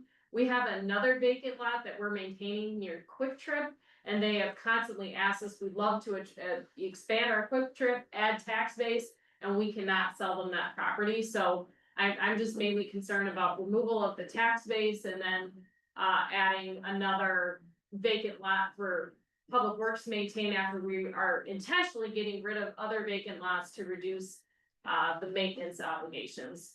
Mr. Phillips, you want to share kind of your perspective on this? I think he's gonna review kind of some potential benefits, so go ahead. Welcome. Thank you, guys. Yes, I was, informed by Kyle, about this opportunity.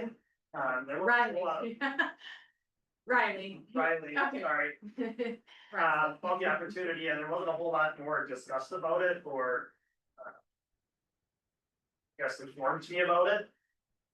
So I made a couple phone calls today to kind of get the idea of the other council members and see what everybody thinks about it.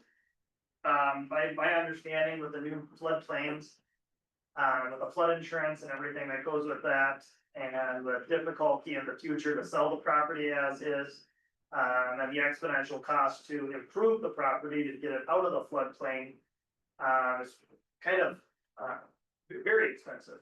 And it's already hard enough to get by in today's society as it is, as we just approved a very expensive budget, so just any extra improvements to the house would be very challenging to come up with. I talked to a couple of people that had some really good points on why we should pursue the grant. It doesn't come up very often. There's no guarantee it'll ever come up again. And since they obviously, they're offering it for a reason. I think it would kind of be shameful to at least not approve it, let them go forth with it, kind of leave it up to the homeowner to kind of make the decision. But I'd be willing to hear, other opinions from the council members. Yeah, and just to add, how it would work is the city would receive the grant funding and we would move forward with the negotiation with you to acquire and demo the property. It's not the DNR or FEMA doing that, we would be taking on that responsibility, so. Okay. Yeah, yeah. You, that's my understanding, Riley, yeah, okay. In the past, we've done this buyout, project. I don't know, maybe 10 years ago, maybe at the 2001 flood. We looked at buying these houses out. At that time, FEMA said, we're no longer in that, we no longer do that. And I know what's been happening is the houses come up for sale, and I told her in a floodplain, then flood comes, oh my God, we're in a floodplain. I moved the furnace out and all the other stuff. And it's only 3 houses, I believe. And there's one other individual that's now interested in also. So I think it's in the best interest of Waukesha, city of Waukesha, to go ahead with this project and get those out of, the houses out of there. And I do understand that 100 years of no use, but, that's what we pay, for living in this area. With this, I think we will have all but maybe one house that's out of the community plan. That's one house on Franklin. No one knows. What was, I avoided the area during the flood 2 years ago. What was the water situation on both these houses? Was it just in the basement? Was it I in the living room? purchased it last year, Okay. but. I don't even might remember. It wasn't good. In for so many bills. Yeah, It was- just the basement or, It was up to the floor. okay. Not just in Yeah, that house, but in a couple And of another also is over. Yes, I know it's happened before and it certainly can happen again, and obviously when that happens, it's not safe for the individual living in the house. And it's not safe for the foundation of the house or really anything. And I don't think we're gonna get the program together, so, the way things being cut and so forth. Yeah, I like the idea of, we don't wanna hamstring these properties for this future building, but I have no confidence that anyone is gonna be able to do anything with these anytime soon. I've worked with flood stuff a ton over the years and it's a burden to these homeowners and so you couldn't go and sell your house to anyone right now that needed a mortgage to buy it. They would go through the whole process. The lender would identify it's in the floodplain. And then they'd be looking at flood insurance to protect their mortgage, which is completely unaffordable, and so then you lose your buyer. So unless you were, you know, to lift the house or raise it and fill it yourself. Wouldn't make your investment back on it after you did that and sold the house. So I just don't see the potential for, you know, reasonable use at this point. Unless there's more to talk about here. Unless the city buys, and then charge them down, bring the bill up. Yeah, we don't. Which we can't do in this Okay, program. No, if we don't go, you Right. can then do it. Sure. I don't. I mean. Okay. Yeah, I mean, like I said, I ran a program with the city, didn't do that, but we used other means, not something that would restrict development to never occur again. So, We did what, buy the houses, yeah, and but found monies, other funds that would not hamstring. That was- We don't have that, so, Are yeah. there any programs out there that will let people basically get their house out of a floodplain or add fill, you know, just maybe something that Kathy Anderson would be able to look into? or My something? impression, correct me if you think I'm not hearing them kind of between the lines. But when they talk, FEMA talks directly to the public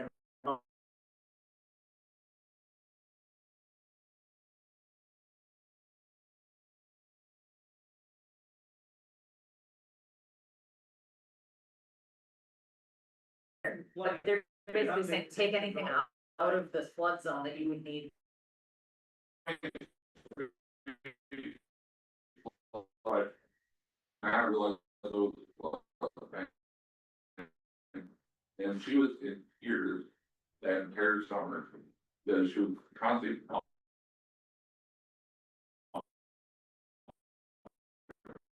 And then she had like. Five.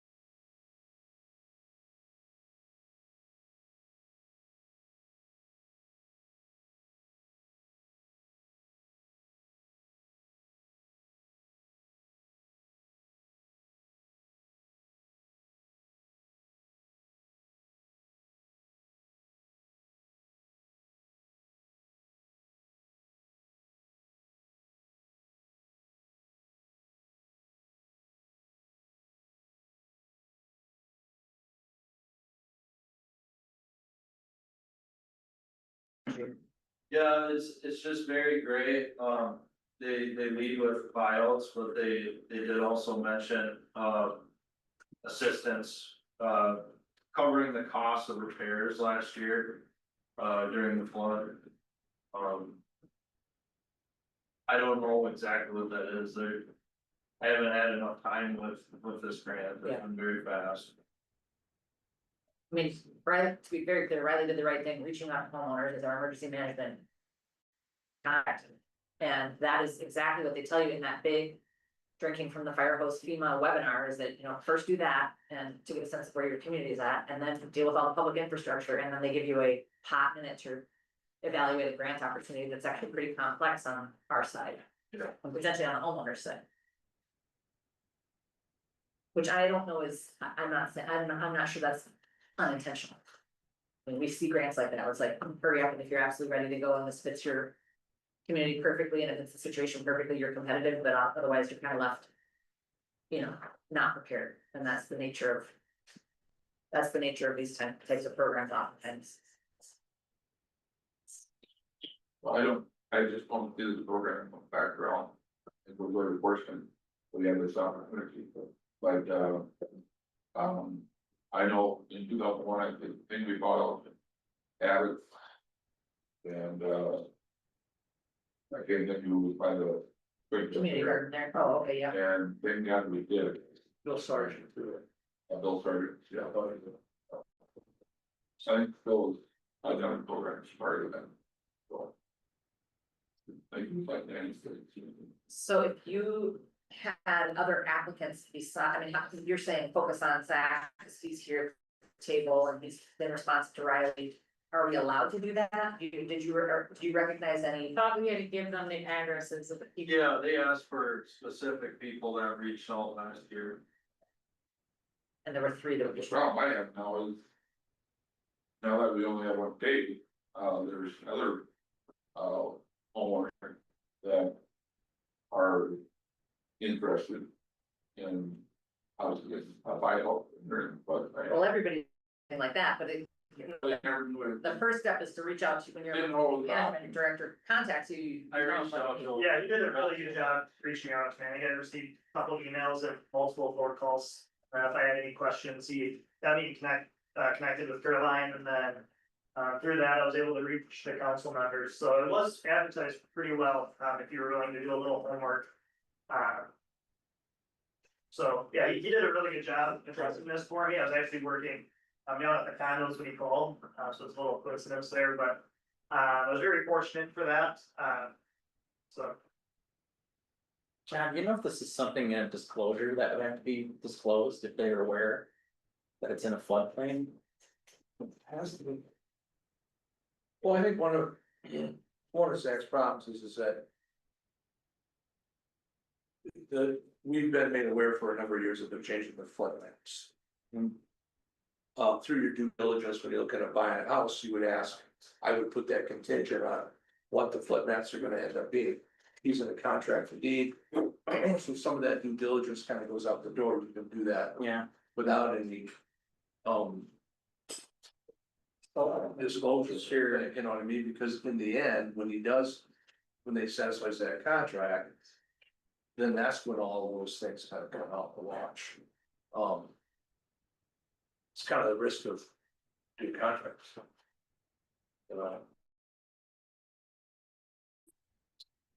Yeah, I recently just worked for another fella at 318. Who sold his house and the buyer. So we took steps to take it out of the floodplain because fortunately it was hot. So I mean, the information is definitely out there. I did talk to Chris Wise, the yellow house right beside mine. And he said, if you'd like to contact him to kind of hear the difficulties that.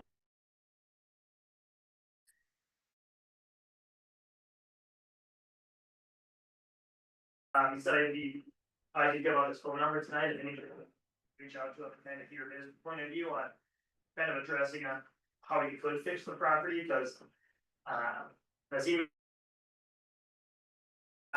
a lot of work to be done and to get it kind of out of that map.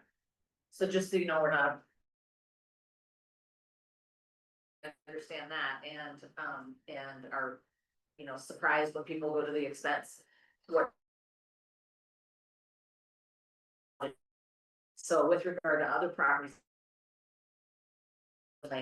We're engaged on that topic, but with this particular program, we can't even improve it for 100 years, so it just sits as a grassy parcel. If we could improve it, we'd be having a very different conversation. And that's where I'm kind of, without saying that I think FEMA is nefarious a little bit in doing this to communities, I think FEMA is just saying, make it not our problem. Never build anything here, just, you have to follow these rules and. Taxable property, I lost a home, I want neighbors like you on my street, it's just, you know, we're gonna have just vacant lots instead of housing, so we would be talking about this very strategically if we had the opportunity to improve the properties, but we're asked to say that we're fine with them unimproved for a century, that's the hurt. That's the. Well, he also said that maybe it wasn't necessarily just get rid of the house with a buyout, maybe they would be able to offer fundings for the last.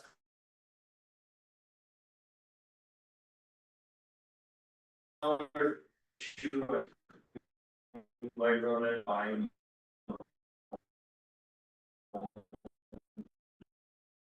Just like. Sold last year and.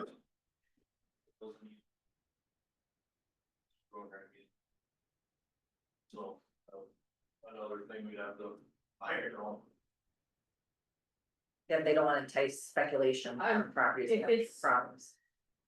Not to explore this further, but if it's a contract for deed, it may, if it's still in the rock ownership. Theoretically, that's who we'd be paying either way, I Yeah. think, I'm not sure, but Is that, that's a good point. is that worth putting this off for, you got a week? Oh, yeah. Yes, to respond. Yeah. And like I said, I mean. These opportunities are made scarce and very timely for a reason. Yeah. They want the perfect solution to have access to a program that has limited resources. But they're not gonna give you a lot of time to figure out whether you're that project. Right, I'm assuming we could ask, or is he eligible for grants to improve the property, that wouldn't be. I don't think anything anybody Would disagree with. disagree with. You mean authorize that if that's a bit? Yeah, Yeah, it's kind of what he made it sound, where yeah, if we say no, we shut down any opportunities. If we say yes, we at least open that door to see what they can help us out with.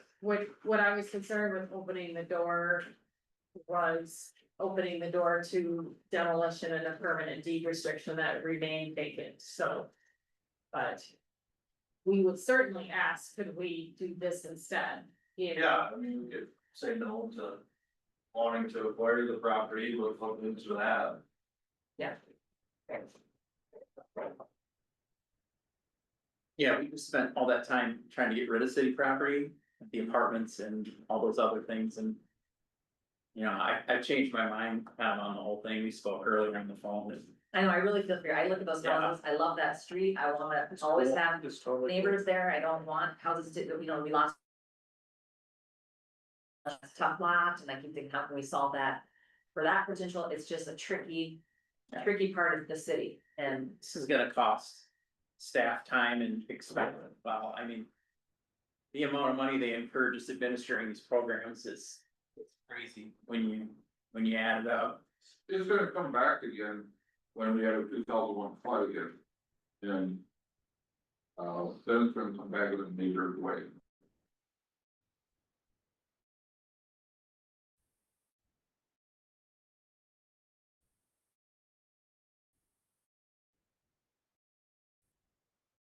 Have a huge. Well, that's what I'm saying.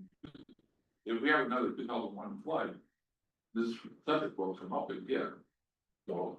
and that is the other theme. These FEMA conversations, webinars, which are informative, they're so dense, they're not suitable for the public, they're like really inside baseball. Is they're saying as a city, you know, remain resilient by making all these problems go away, well, that's impossible, that, you know, at a local level, so. So what is your annual flood insurance fee? What's your premium? I would have to look at the bill to send me. So you don't need to know what a flood insurance policy would cost for that run. I mean, I don't have I didn't bring my flood insurance policy with me today.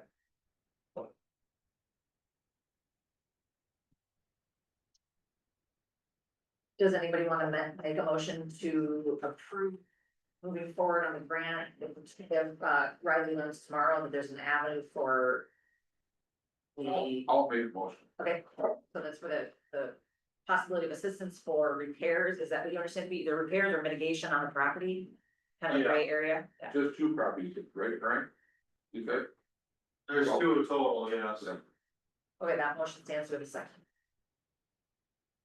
We clarify the motion. Yeah, so, cause it's gray for me, cause it's gray for Riley, I think is the motion deemed to approve the program, pursuing the program, Yes. if the program permits improvements to the property or mitigation or These two are. repair to the property. Funding opportunities. Only. Only, Is that right? I don't wanna buy it. We don't wanna buy. No, my motion is. For. Okay, so your motion is to make application of the program. Is there a second to make application of the program unrestricted? Okay. Okay, Phil, Now my motion. there you go. Look into,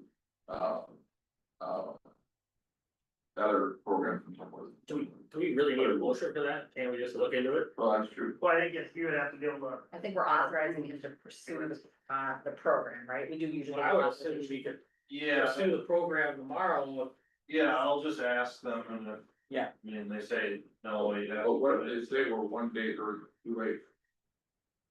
They were giving us time. I thought we told them we had council coming on, right, Riley? Yeah, and I had to ask for this extension, I was supposed to let them know 2 or 3 weeks ago. So I think we should resolve something so that we at least. There's a balance in it. So we have a Good opportunity. I'll do my motion Which motion? to amended one. pursue other, funding sources for lifting this now approved program. Other programs or other support within this program? Others support from the program. Okay. Clear on that one. We have a second? So we're just asking them, can we get money to help them out? Yes. That's it? Yeah. Okay, I'll second that. All right. Any further discussion? All right, thanks for your time on this. It's a big thing for us to kind of get our heads around without a lot of detail, and Riley doesn't have that detail either, so it's not his fault. All right, hearing no further discussion, all those in favor say aye. Aye. Opposed, say no. Thanks for being responsive. Thanks, Riley, for doing the detective work about who's, willing to kind of look for assistance. We'll learn tomorrow what that means. All right, thanks, Zach. Thank you. All right, now everything we reorganized is done, right? We're gonna go back We to, still need nuisance one. right, but that's in order, I guess it's in We order. gotta go back to the nuisance ordinance, but the, Mr. Municipal is here and requested that we could do Lance's one. Oh, so that's the actual property one. Yes. Okay, so sorry, we will hang on to this, that's with the junkyard ordinance for a second. We're gonna go to 10-2, the resolution for 918 grant over 930 grant and 936. Do you mind if I let you all start? And then I can. Well, first of all, we met yesterday at the property. Put together a PowerPoint, I don't know if that was distributed to everybody. And then I had submitted a letter today, with a couple of, extra photos. Hopefully you all saw that. I was not at the last meeting, Mr. Binner was concerned that the letter that we had sent last time, maybe had been reviewed by everybody, so. You'd have an opportunity to review it. I think generally, in my opinion, we're here with good news. If you look at the photos, if you had a chance to drive by Mr. Benner's property, it's markedly different. Than it was in September, when this situation kind of arose. When we met out, at the property yesterday, I think. There was general consensus that the parcel on 92 has been mitigated. There's 1 or 2 items there that, Mr. bidder would have on there, but it certainly seems the 918 is mitigated to at least the administrator's satisfaction. There were a few items on 930 and a few more items on 936. That were the topic of discussion. If you note, in our letter, frankly, we don't necessarily agree that those items meet the definition of junk under the ordinance. That being said, I'm interested in continuing to try and placate folks who disagree. Mr. Benner is in agreement that he will first construct a fence between 918 and 930, which would automatically screen, and I would say the overwhelming majority of the items that were the subject of concern. And just for the board's understanding, that's a very short fence. It's, I don't know, 15 feet tops. Mr. Benner versus the panels. He's in the process of trying to engineer a way to build that fence so that he can still access the rear of the yard through that area. You know, so I anticipate that he'd have that done in 30 days.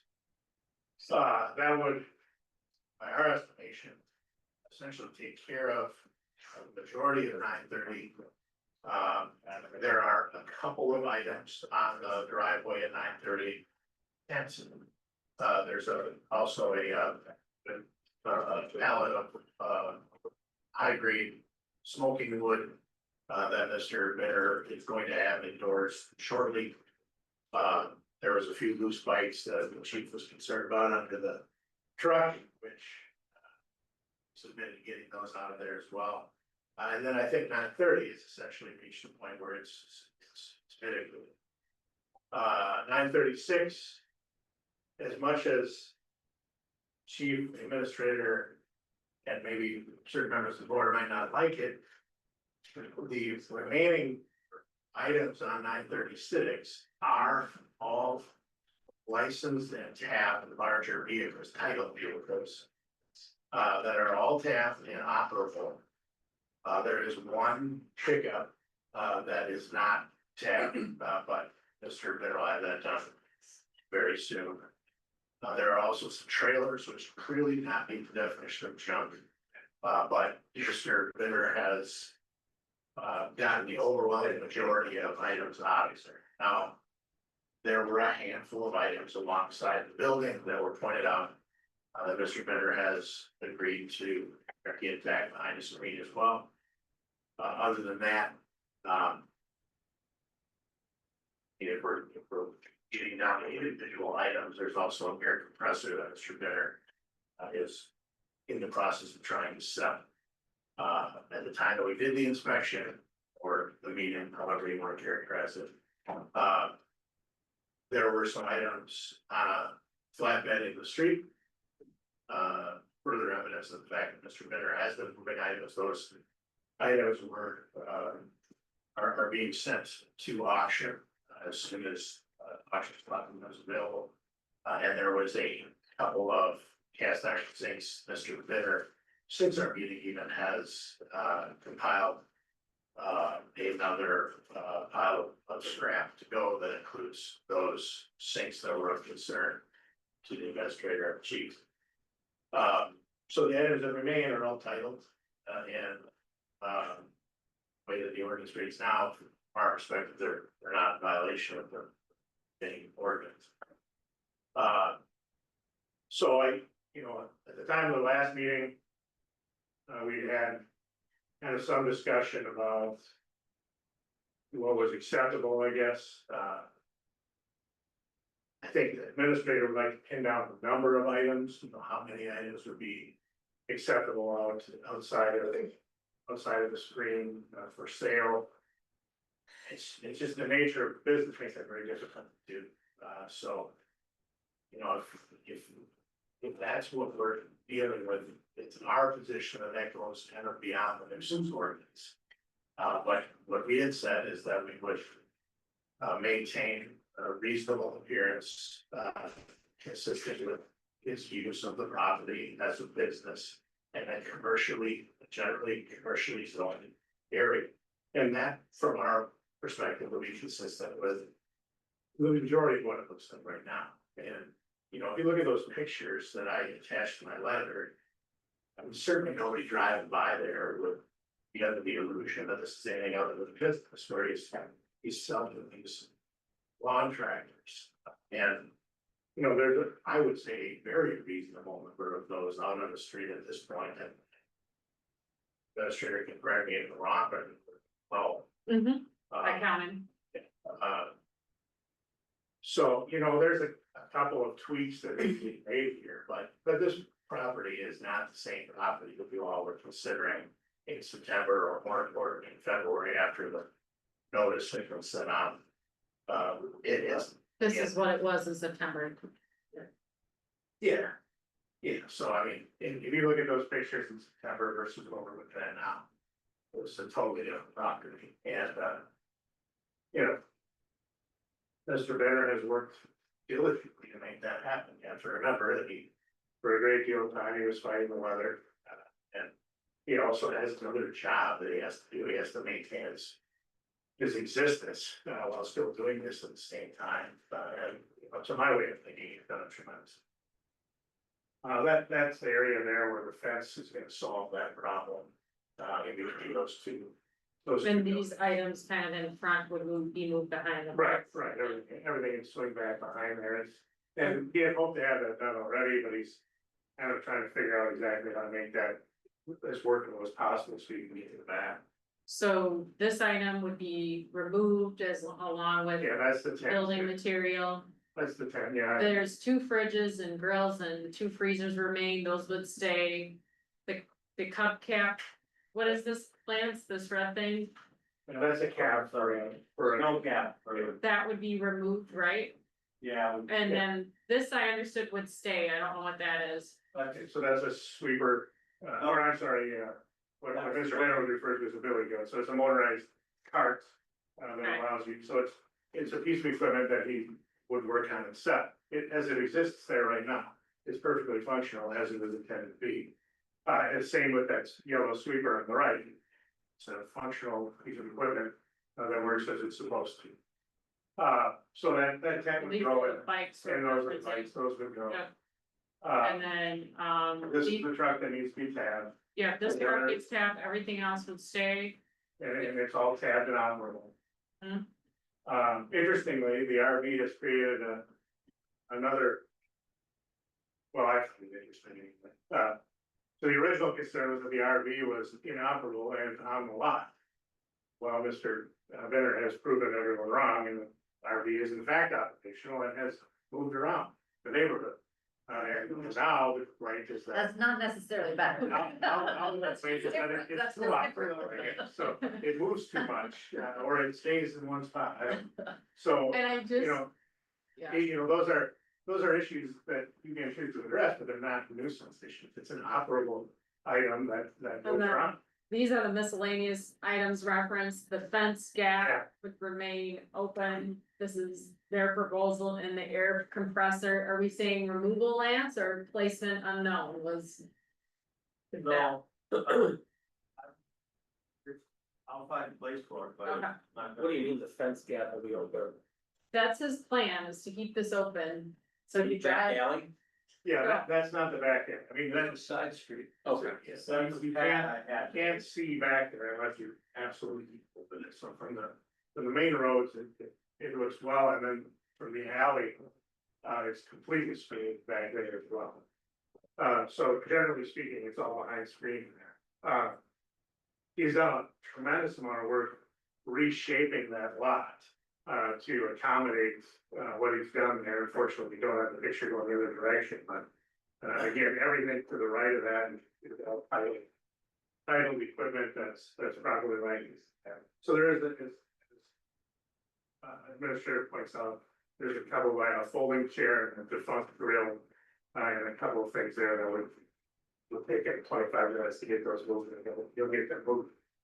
So you have a choice. I mean, you can do what you want to do. At this point in time, you know, it's our position that the overwhelming majority of what's out there doesn't meet the criteria of counties. He's got to be allowed he's gotta be allowed to run the business. He's in a generally commercial, area there. He's been paying taxes as general commercial for many years. And his business is legit. He's during the course of these events, he has liquidated a number of items, and he's had other items come in and go back out. The original inventory that we're talking about, the overwhelming majority of that isn't even there. It's been sold and turned over. So he's doing a legitimate business. People have to understand that's not a residential, not a residentially zoned lot. But to our way of thinking, the amount of work that he's done here, I would say precludes space.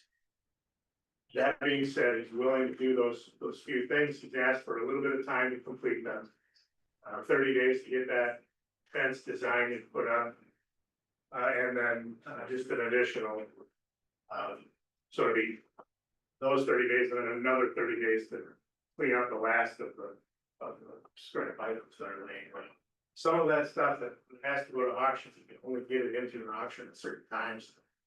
So he's been working diligently, and both the chief and the administrator saw that the next trailer to head to auction is all loaded up and ready to go. But he's very close to having everything. So I'm primarily here to answer questions. I know you're gonna do what you wanna do, but I think it's impossible to find a 918 as a nuisance at this time. I think if you find that the other two lots are a nuisance, I can drive from here to Butcher and find 3 properties that have as much garbage on their yard as what you would consider to be junk in this. So I just think the situation's been mitigated. Happy to answer any questions if anybody has any. I will finish it with, they are not willing to commit to a certain number of items, and under the current nuisance ordinance, they would not. We'll be discussing some new junkyard storage, et cetera, which would in the future, once it's adopted, require as a legal non-conforming use that he has an agreement on outside storage. So if there's feedback now, it is theoretically something we could address in the future in terms of the number of items that could be outside under that ordinance versus the action we're doing now. I think just the main concern is I definitely would be in favor of a cap of the number of items stored outside related to his business, but I think it could also be achieved as we adopt the new ordinance. The other thing that makes the vacant lot look crowded when you drive by is the number of vehicles parked there. And he is correct, under our current ordinance, you could park 20 vehicles on your vacant lot if you keep them all licensed and tabbed. And that is something we'll be discussing if everyone still wants to talk about it later in this meeting under the future ordinance, but under the current one, although when you drive by, people may say looks the same.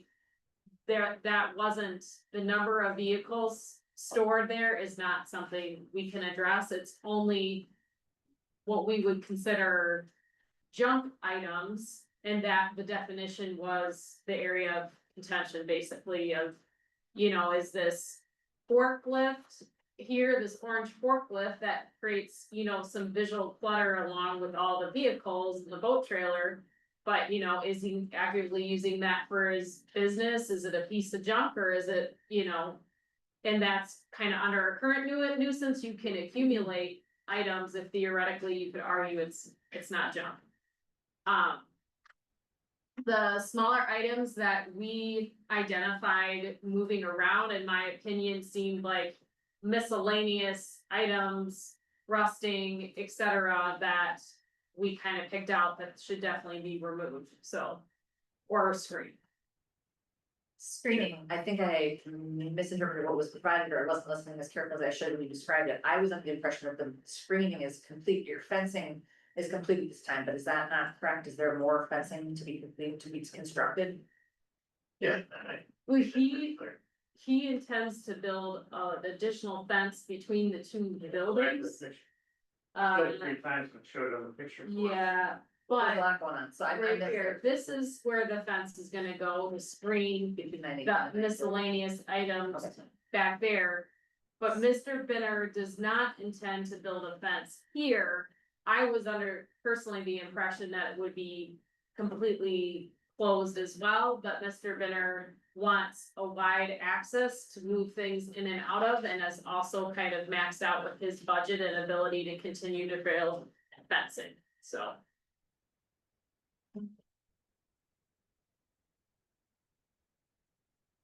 So I guess the question is,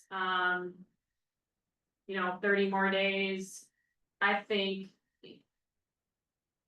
Do we wanna remove something as a nuisance?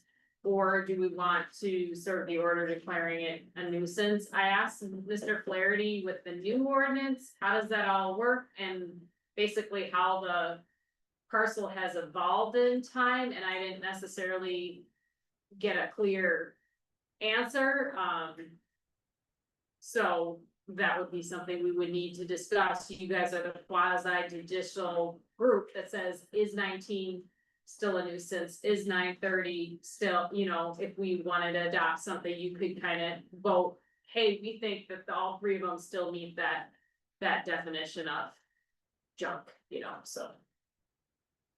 I don't disagree with your summary of, or your flow chart there. I think an option of a new ordinance creates, issues that are not outlined in the flow chart. I would have more discussions with Mr. Flaherty about that. That's my way of thinking that likely starts the whole process over again. Well, I'm maintaining that just building a fence doesn't declare the nuisance to go away. I would give it 30 days, and 30 days only, and then we'll make a decision. And the time being, we address our adopted new nuisance. No, I mean, I'm sure there's gonna be issues about the new ordinance versus not, I think if he does the stuff he does the next 30 days. Then we don't declare it a nuisance, and then we can look at the new policy and, cause there's other things we're adding to that. Why don't you add 60 days? Cause I'm sick and tired of hearing this discussion that should have been taken care of 4 months ago. Is my opinion. So why don't we just give them 90 days? I mean, at what point we stop talking about this? That's why I say 30 days and that's it. Then we declare it a non-nuisance or a nuisance or something. Because otherwise this is just gonna drag on so long. As it's dragged on since September. Well, in fairness, it's dragged on since the end of January, when notice was properly served. That's your argument, but yeah, but we've been talking about it since September, so I'm fine with the 30 days, then we make a decision. Next council meeting is the 5th. That's 32 days then, right? whatever, is that fine? Well, we could just say until by the next council meeting, that's, because, yeah, I'm good with that. You making the motion? I'll make that motion. Second, we have a first and a second, further discussion, any clarification? I just wanna add that, like, if next month you say it is a nuisance, there's still a process that's gonna. We're aware. Okay. We're aware. Be showing up on his door and. All All in things favor? away, so. We have a first and a second. Hearing no further discussion, all those in favor say aye. Aye. Opposed, say no. Okay. Thank you. You're welcome. People have been waiting. For which piece? I think- Airbnbs. Oh, well, we appreciate you guys sticking around for that. So Airbnbs is a more informal discussion, just. Some of what we do as council is very bound by process. Some of it is just preliminary at this point, and that's what this item is. So we had a really nice group of neighborhood representatives come to our last council meeting to alert us to the kind of a clustering of Airbnbs in their neighborhood. We've got limited, I would say, kind of staff involvement, just to kind of high level look at the issue. And you can read that as part of the packet and staff, you know, as Caroline, if you, Christie, we're gonna. Christie was gonna. do Christie, this thank you one. for your patience and thanks for this work. Can you hear us okay? Yeah, you bet. Can you guys hear me? We can. And we can see you. Thank you. Awesome. I'm gonna pull up that memo, okay, Christy? Can you see it? Oh, sure. Yeah, and then it's Yeah, on. if you guys want me to just kind of quickly walk through this, we've had the world's longest night meeting in the history of night meetings. On the most beautiful night ever. We like to Oh, do bless you. that. Okay, so I'll just go through this at a high level, guys, and we can discuss at your leisure what you have additional questions for. So the initial request came in at last month's city council meeting where we had some neighbors come in from Skyline Drive who are concerned about too many rentals on that street. So between Skyline Drive and Skyline Heights, Carolyn asked me to get some research done for that. And I just wanted to let you guys know that Wabasha actually has about 49 registered short-term rental properties that we manage and take care of. And if you just do a simple verbo search of that in the internet, you guys can all see that. You can see, and I supplied you guys with a map, Carolyn, maybe you can skip to the map, but you can see that what the neighbors were really talking about was So these where's 5 the map? parcels. Is that on another link? Cause I don't know that I saw the map. Okay, Nice. Christy, I'm gonna stop my share and then you share your screen. You can imagine it, it's clustered. It was described in the memo as clustered on that Yeah. place up and then there, clustered in downtown. We don't have clusters all over Washington. Okay. Yeah, so sorry about that, guys. I didn't know that the wrong one got. Can you see my screen? Coming. Yes, we can. There it is. Yay, here we go, the map. Okay, so here's your zoning map. And essentially the folks who came to chat with you guys live here in Skyline Drive. And I won't move the map around much because that takes some time to regenerate for you guys. But there are 5 Airbnbs in the R1 zone. So that's that bright yellow color. We've got one here located on Main Street. And these are just the folks that are registered. You know, if they're kind of below the radar, we don't necessarily know about them. But we've got 4 listed here on Skyline and Skyline Heights. So as those folks came in, at least you guys can have kind of a graphic. And they're all within a half a mile of each other. As the crow flies, you can tell that they're even closer than that. And so those are those 5 parcels that we listed.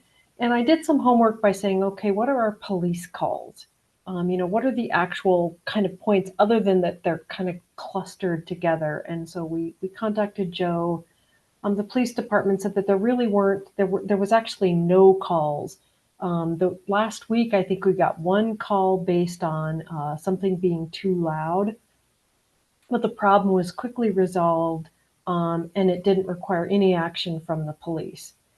So then I just went to the World Wide Web in Minnesota trying to say what other communities are doing with their short-term rentals and what's out there. I found 2 separate communities that limit their rentals near Wabasha. One is actually the city of Winona and one is Florence Township in Goodhue County. Florence Township actually limits the total number of rentals in their R1 zone. So if you can remember that yellow map, they only allow 15 in their whole zone, and they only allow 5 in what they're calling their old Frontenac Historic Zoning District. So they do actually limit how many they have in their single family zone. Winona also has had some rental concerns. They of course have the university, so it's a little, there are a few steps ahead of us in that, and too many rentals that they've experienced both within the university area, also along Lake Winona, and they're moving towards reducing their limits. But beyond that, I also go to the League of Minnesota Cities. I just find it's usually a great resource for research on this type of thing. They listed another couple of communities. So we have Little Walker. It's only a community of 600 people. They require interim use permits for all their rentals. That would take quite a planning endeavor. And again, we have lots of folks that may not even register. So I don't know if that's a good direction, but little town of Walker does that. New Brighton, which is a city of about 23,000 people, had a general statement that the league put in that said, in general, the city has achieved the desired win-win outcome, basically by saying that our process needs to be simple and inexpensive. So that's kind of the scope between 600 and 24,000. That's kind of how different cities have dealt with it. And then I just wanted to quickly highlight kind of the good, the bad, the ugly of this stuff for you guys.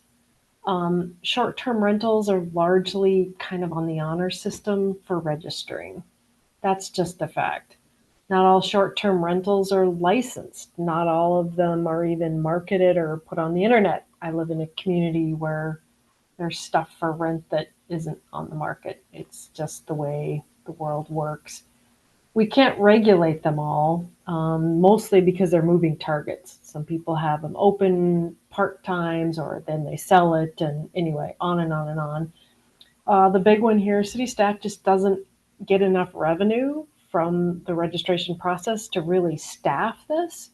So more than they currently do. And then the next question you guys might ask is, well, the city has a one-time fee of $200. We could possibly raise that. But there's kind of a critical nexus there with so many fees and maybe less honor system happens.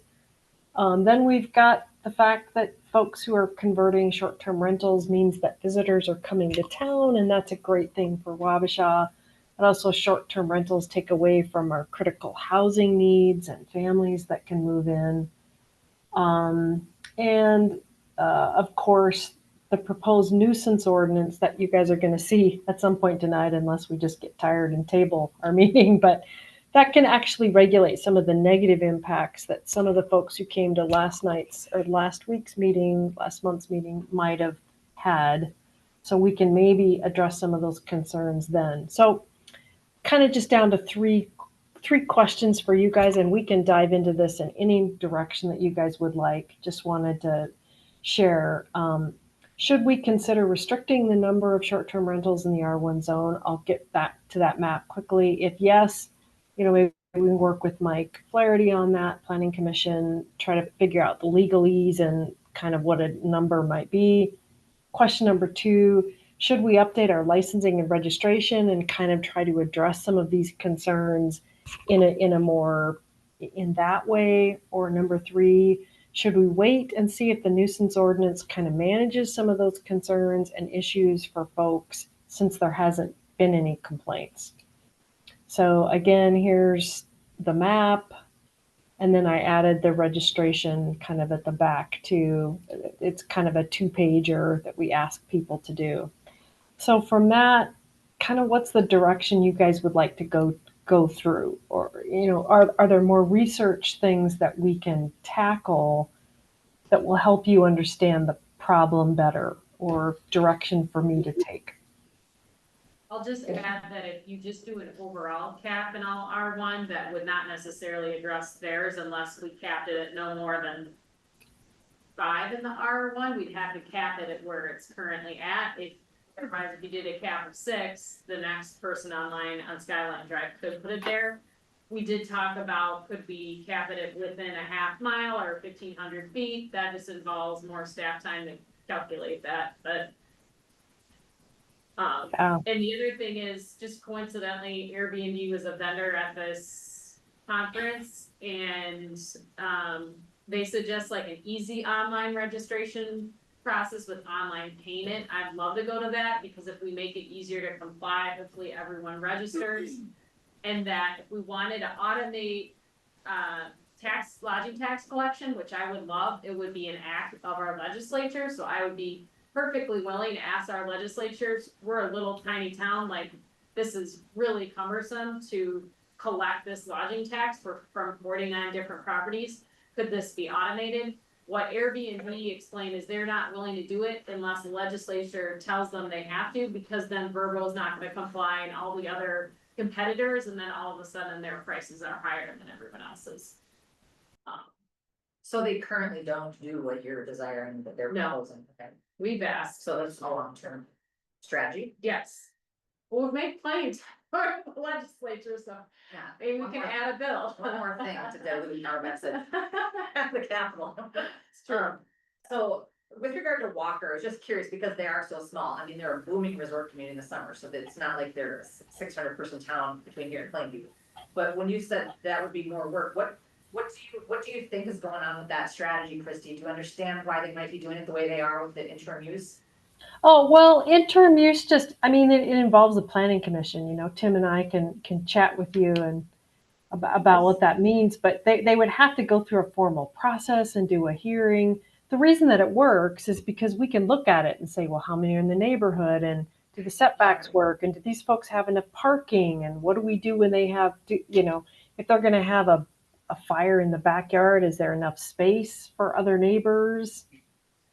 Yeah, But I think, it's, you know, like, we say this when we talk about childcare, it's like, there's no solution that you can just pick up from another community and use in your community, it's gonna be something that your community figures out.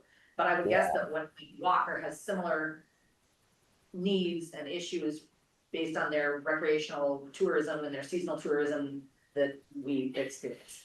What's unique about Right. Skyline is that it's this, you know, the map is helpful to show that it's clustered, but really, I think that properties show us some bluff face, it's really condensed to like the street, you know, it's like having 5 on your block. It's not even that area of R1. So I appreciate Right. that, the R1, but it's great, but it's not quite fine tuned. Any other thoughts? right. Well, while I don't wanna do more work in the planning commission, What? I mean, if we restrict R1, I personally think we restrict R2. I think we restrict it across the city. I don't know what that entails. I think using the Walker approach with an IUP would be great to keep track of it, but a lot of work. Just to have all these people, so, I mean, I think we should send it to planning to say, do we wanna cap it? I mean, could we put a stop to them right now? There's other issues other than this to my mind, it's like people that buy houses that live in Rochester that come here on the weekend. That's an issue that, it's not much we're gonna do about it, but, that's just as big of an issue as short-term rental, so. I think we need to look at it, I think we do need to cap it at some point, or just stop doing it altogether for the time being. Because like Elma doesn't allow any right now, because there's so many over there. Yeah. I mean, there's like 40 of them. Should we do like a moratorium until we? Well, that's my question is that, could we develop a moratorium just to say, what do we really truly want? Cause I think we should cap it. Yeah, I think we should cap it too. We need to find out how and what What the amount. formula is Yeah. for that. So Yeah. Tim, okay, yep, 45, whatever units currently active as Airbnbs. So that's a lot of work, obviously, to get them all lined up. But then after that, it wouldn't be so bad because there would only be so many, an application or two kind of thing. Yeah. As some fall off. And if we work with a cap. I mean, that's assuming people are gonna actually submit their ad. But if we know, if we codify that they have to have an IUP. And then the public says, hey, something's happening next door to this vacant house, then that gives us an opportunity to go by and say, Oh, you need an IP yeah, you did that and IUP. registration. Yeah, I mean, you're being fined, I mean, we daily, as you do. cap it now and then discuss, should we do the IUP and go from there. I mean, the other thing is I think residents needs to complain to the police or have some type, because I hear it down on Lawrence. Well, these guys were wild, there were so many people, but we have 0 police calls with it. Right. So it's like, well, I'm taking your people out. So I know people don't always want to do, you need to have some type of data to say, hey, these are. What's interesting at my end of the neighborhood, there are short-term rental properties there and it's like a non-issue. See, and your neighbors would disagree. Yeah, probably. So it's kind of like, but how do you judge that? I mean, I think for the most part, they're pretty respectable and pretty good, but. It's just a separate issue to being a nuisance though, it's taking up. No, it is. So. I mean, there's like, to me, there's 3 things. It's one is your short-term rentals are taking up all these houses, but we still have an issue with lodging tax. Are we collecting it or are we not? I mean, that's stuff that we need to, we have places right now that don't send it in. So I'm like, that's the issue we need to eventually address too. So I would recommend a moratorium on it for X amount of days or whatever, and then say no more until we figure out, do we wanna cap it, do we not? Is there an IUP process?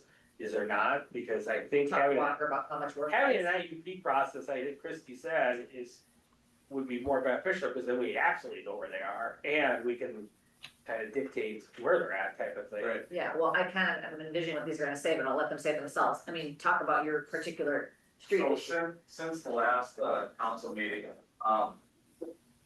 and, you know, I got published in the paper, I had dozens of people come up to me, stop me, quick trip, you know, working, not working, and I expected some backlash too from it, maybe a little bit, be like, you know, it's good for the community, but every single person that came up to me, like, I couldn't agree with you more, we're trying to find a house, we can't find a house. And some people are complaining about, you know, noise or something like that. I mean, the last person who's ever gonna call the police. That's you. Myself, and Don't wanna she, show up for the call. you know, and like, yes, they're over there sometimes partying, like whatnot, I'm not gonna harbor anything like that. But it's just, and they didn't actually have posted up there on that last one, so 318 just registered as well, which wasn't posted on that. And then the neighbor on the other side of me, 308, just came over and asked because, 314 is interested in buying 308 for a specific reason. And so I'm sitting here like, there's gonna be 4 or almost 6 houses, you know, possibly. Yeah. And I'm just sitting here kind of like, Yeah, You and it's can't really make- nuanced. It's, you know, I told Amelia this when she called. Go ahead, Amelia. Well, I just wanted to add to that, in the discussion, I didn't hear the possibility of like managing it by just having it not house. Like, Yeah. where it's like house, 3 houses, and then another house would be an Airbnb, because we're possibly looking at being completely sandwiched by. Right. So in the instance of Walker, they're having this go to the planning commission and they have to do, it's called an interim use permit, and then the planning commission looks at that. Yeah. So they know there's already 3 up there, and that goes, now there's 2 others, no. So that would be a very nuanced review that would be kind of, because our community, you know, your representatives know our community very well. We don't have to look at it on a map, we know what the street looks like, so that would be the process that is, you know, addresses what you said when you first called, which is our neighborhood is got nice homes, but the market's been slow, so now it's being, these homes are being picked up by people who can afford them to be just simply an Airbnb, not be a home. And your neighborhood is desirable for that. And so that's just kind of this new issue that is very particular to our community, so. I just want to comment that what we wanted to ask Mike is, given the ways that you can deny an IUP, is too many Airbnbs on a block a legitimate reason that they could legally deny the Airbnb? So Yeah. that's some legal research that needs to be done. Yep. Just make sure, yeah. But if we want to entertain a moratorium while that work is done, it prevents this next little, So- you know. Yeah, I would agree 100%, that should be looked at. And then I have one more comment of them. yeah, and then just, I mean, I've even had people come at me from, even other aspects, like I had a local plumber come up and he's like, you know, it's a joke, because anytime we do something other than residential, if it's business or anything, we have to put in a certain septic system for them due to the amount of, people that are located in that house. And he's like, all these Airbnbs were in there constantly replacing their entire system because they're not having a 4 to 6 person family. They got 10, 12 people coming in on a weekend, and he's like, their systems are going out constantly, and we're in there strong out. He's like, they technically should have to be zoned differently, which, again, that's not what I'm here about. I'm mainly trying to hear about the cluster, but people are coming to me with all these different issues. So, I mean, it is just myself and a Yeah. couple of my neighbors. Yes. It And is- up until kind of the awareness of the cluster that you guys have in your neighborhood, I've been pro, because what I'm seeing in my neighborhood is unique too. I'm seeing homes that are in need quite a bit of improvement. They're being picked up if somebody's got the means to do it, they're improving them, and sometimes they're going back into personal use. So somebody said, oh, I bought this for an Airbnb, but my real intention is to flip it. So it was a real short-term strategy for them. Now there's a young couple living there, so who's not gonna have to do all that improvement, probably doesn't have the resources to cash flow it. So it's very, you know, it's interesting. I think it's very community specific. I'm sure Walker has some of the same reasons for doing it the way they do, but we can certainly entertain a motion for a moratorium. It gives us the time to do, as Caroline mentioned, the legal research and put it for planning. Planning has to be, you know, willing to take on a process, but also to figure out what that process looks like in Walker or another comparable community. I don't really want to be looking at like large cities that have planning staff, or, you know, they have different strategies. for different reasons. One more thing before we end, just to kind of, present the countering opinion as well. I did learn that Virgos are often used in the case where there is little demand for the house Yes. you're trying to sell, and we know that there's homes on the market right now that need a lot of work and aren't selling.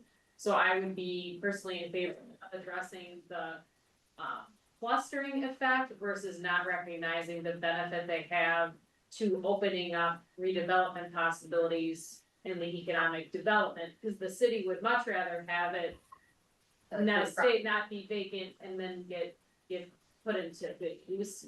But I am definitely in favor of the clustering issue, so I just wanna do it in an easy way, so if the IUP is the easiest way to do that, I'd be in favor of it. Didn't know if we'd be drawing maps and measuring 1,400 feet, I thought we could do it. That's easy. Yeah, Yeah, we have zoning districts already, so you basically start there. yeah. You know, what are those regulations in R1, R2? Traditional downtown, et cetera, et cetera. I don't think. It's probably pretty doable. Yeah, I think we have come up with one process, I don't know if we want to do a different one for R2 versus. And then- versus R1, but Yeah. For the moratorium, if that's approved, are we just, we're How did you not handle- getting that? How did you or- handle the solar moratorium while you guys worked on that? we just decided solar moratorium. Okay, and if somebody.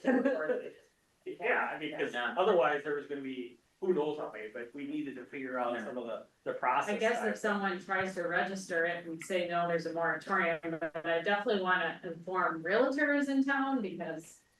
That's fine. I don't know, Doesn't- Jessica, if you have, I know you're aware of a home trying to be sold and, Yeah. that's, yeah. And that, I guess we should be clear in our communication, it's a moratorium as council and planning, come up with the process that we're gonna move forward, because saying you don't want it in your community isn't a good thing for your community. I think that's not the headline we want, the headline is we're working on how to make this work. Yeah, and some of this, our process might be better, it might be Might work. be easier. It's might be just better. what we need to look at is if our process works great, then maybe the clustering issue is the thing we have to back. Yeah, yeah. But. And I this think is we not will. a, this is a clerk question, well, the way it was noticed was just kind of as a discussion item and guidance, not necessarily that we'd be voting on a moratorium, did we need to notice it that way? I thought we had to wait for the vote and put it as an agenda item. Should be an agenda, Can't item, be because we forgotten. also talk about what's the punitive damage if someone Doesn't comply. doesn't comply. So that can happen toward August, and planning can take a look at it, I mean, at least think about, the issue. Maybe have some thoughts for us for August as well. And I can ask Mike Flaherty the punitive damages of opening up an Airbnb while there's a moratorium. Okay, Well, I would also like to know, if we wanna change our process, what happens to the existing ones? Are we gonna require them all to go through an IUP? Well, I think so, but I think there's, like I said, I think it. But what is it gonna be, first come, first served, because eventually the clustering thing on Skyline, we're gonna have to get rid of two I of them. think you gotta have some kind of grandfather. Yeah, that's what system. that's what I would like to know before everyone starts, so, but yeah, I think next month is fine, I think we discuss it. so in the moratorium, we wanna address the penalties. And what's Mike's recommendation on if you're gonna make everyone go get an IUP that has the rental or not? Okay. Or just, yeah, they're. Well, that'd have to be addressed in the ordinance or whatever text we write. But yeah, I would recommend we let Mike Flaherty run what needs to happen for moratorium. If that has to be a hearing or a discussion for your August, we'll put together the paperwork with Mike on how to start a moratorium. Sounds good. No, this is very helpful, the kind of the variety of strategies other communities have worked with, so thank you, Christy. What? Any further questions for Christy until we talk about it again or not? No. And just for clarity, we're putting porta potty on the next agenda as well. I thought that was for discussion on the Do you- budget for next year. Yeah, Dean was gonna make a motion today, but wasn't there for action, wasn't noticed for action. So, yeah. Just lost it. Agenda got too tired. Okay. Thanks for hanging in there. Yes, I appreciate you guys. Thanks. Hey, Alright, now, the nuisance ordinance, first read, but you wanted to address the junkyard odor storage ordinance Are first? you, all mentally ready for this or? I mean, it's not that much to change. The nuisance ordinance, Yeah. there's a couple items that we need to Yeah, there's discuss. some, okay. You wanna just handle that one separately, adopt the nuisance ordinance and then separately? I have them together in the PowerPoint. Okay, you do, however you want us to hear, it. We'll be good listeners. All right, There you go. all right. I promise I won't put everyone to sleep, but. So I'm gonna try to be brief. So the big changes is just, our old ordinance didn't say clearly that a junkyard wasn't allowed in the city, so if the new one. Definitely is gonna, clear the air, I'm just gonna. Share my screen for the. Christie, oh.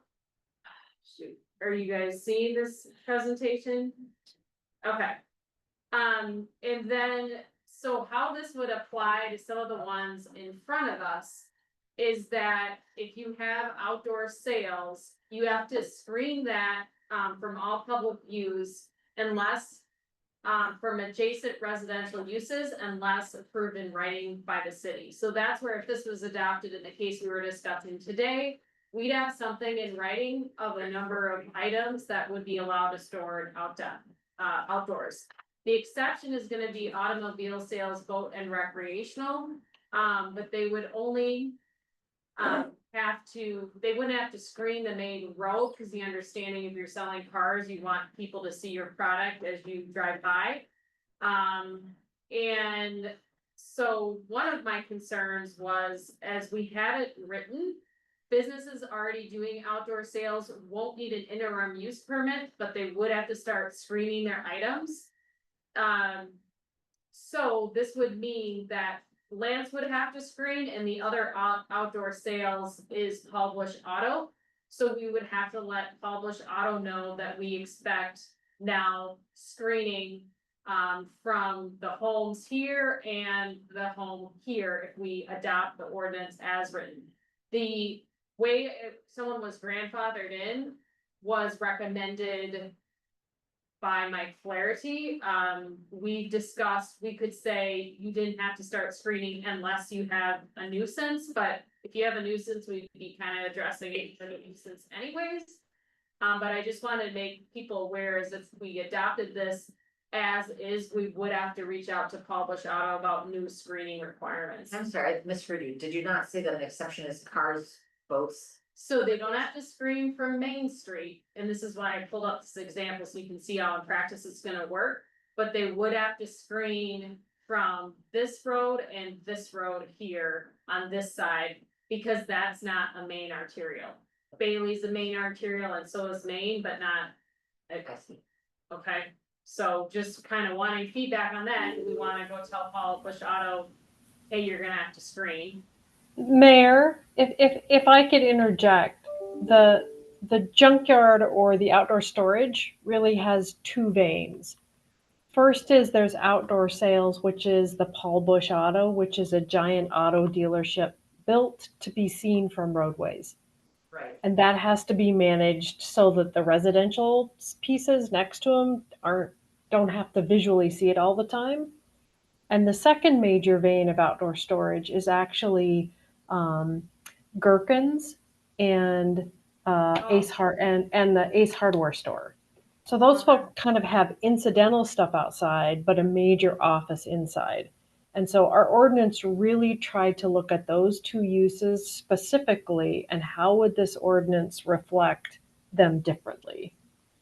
So with that, Caroline, you can keep going. And Ace Hardware could store 5% of their product outside with no extra stuff, but not theoretically more than 5% of their product could be stored outside under the new ordinance. So that's a good point. Thank you, Christy. And then for residential districts, this also says that any homeowner can't be storing any materials and equipment unless it's laundry, firewood, agricultural equipment, construction and landscaping materials if you're using it or off-street parking of vehicles of being, and the exception is you could store off-street parking of vehicles if you're using them on the property, so. But other than those items, you couldn't be storing equipment and materials on your single family home.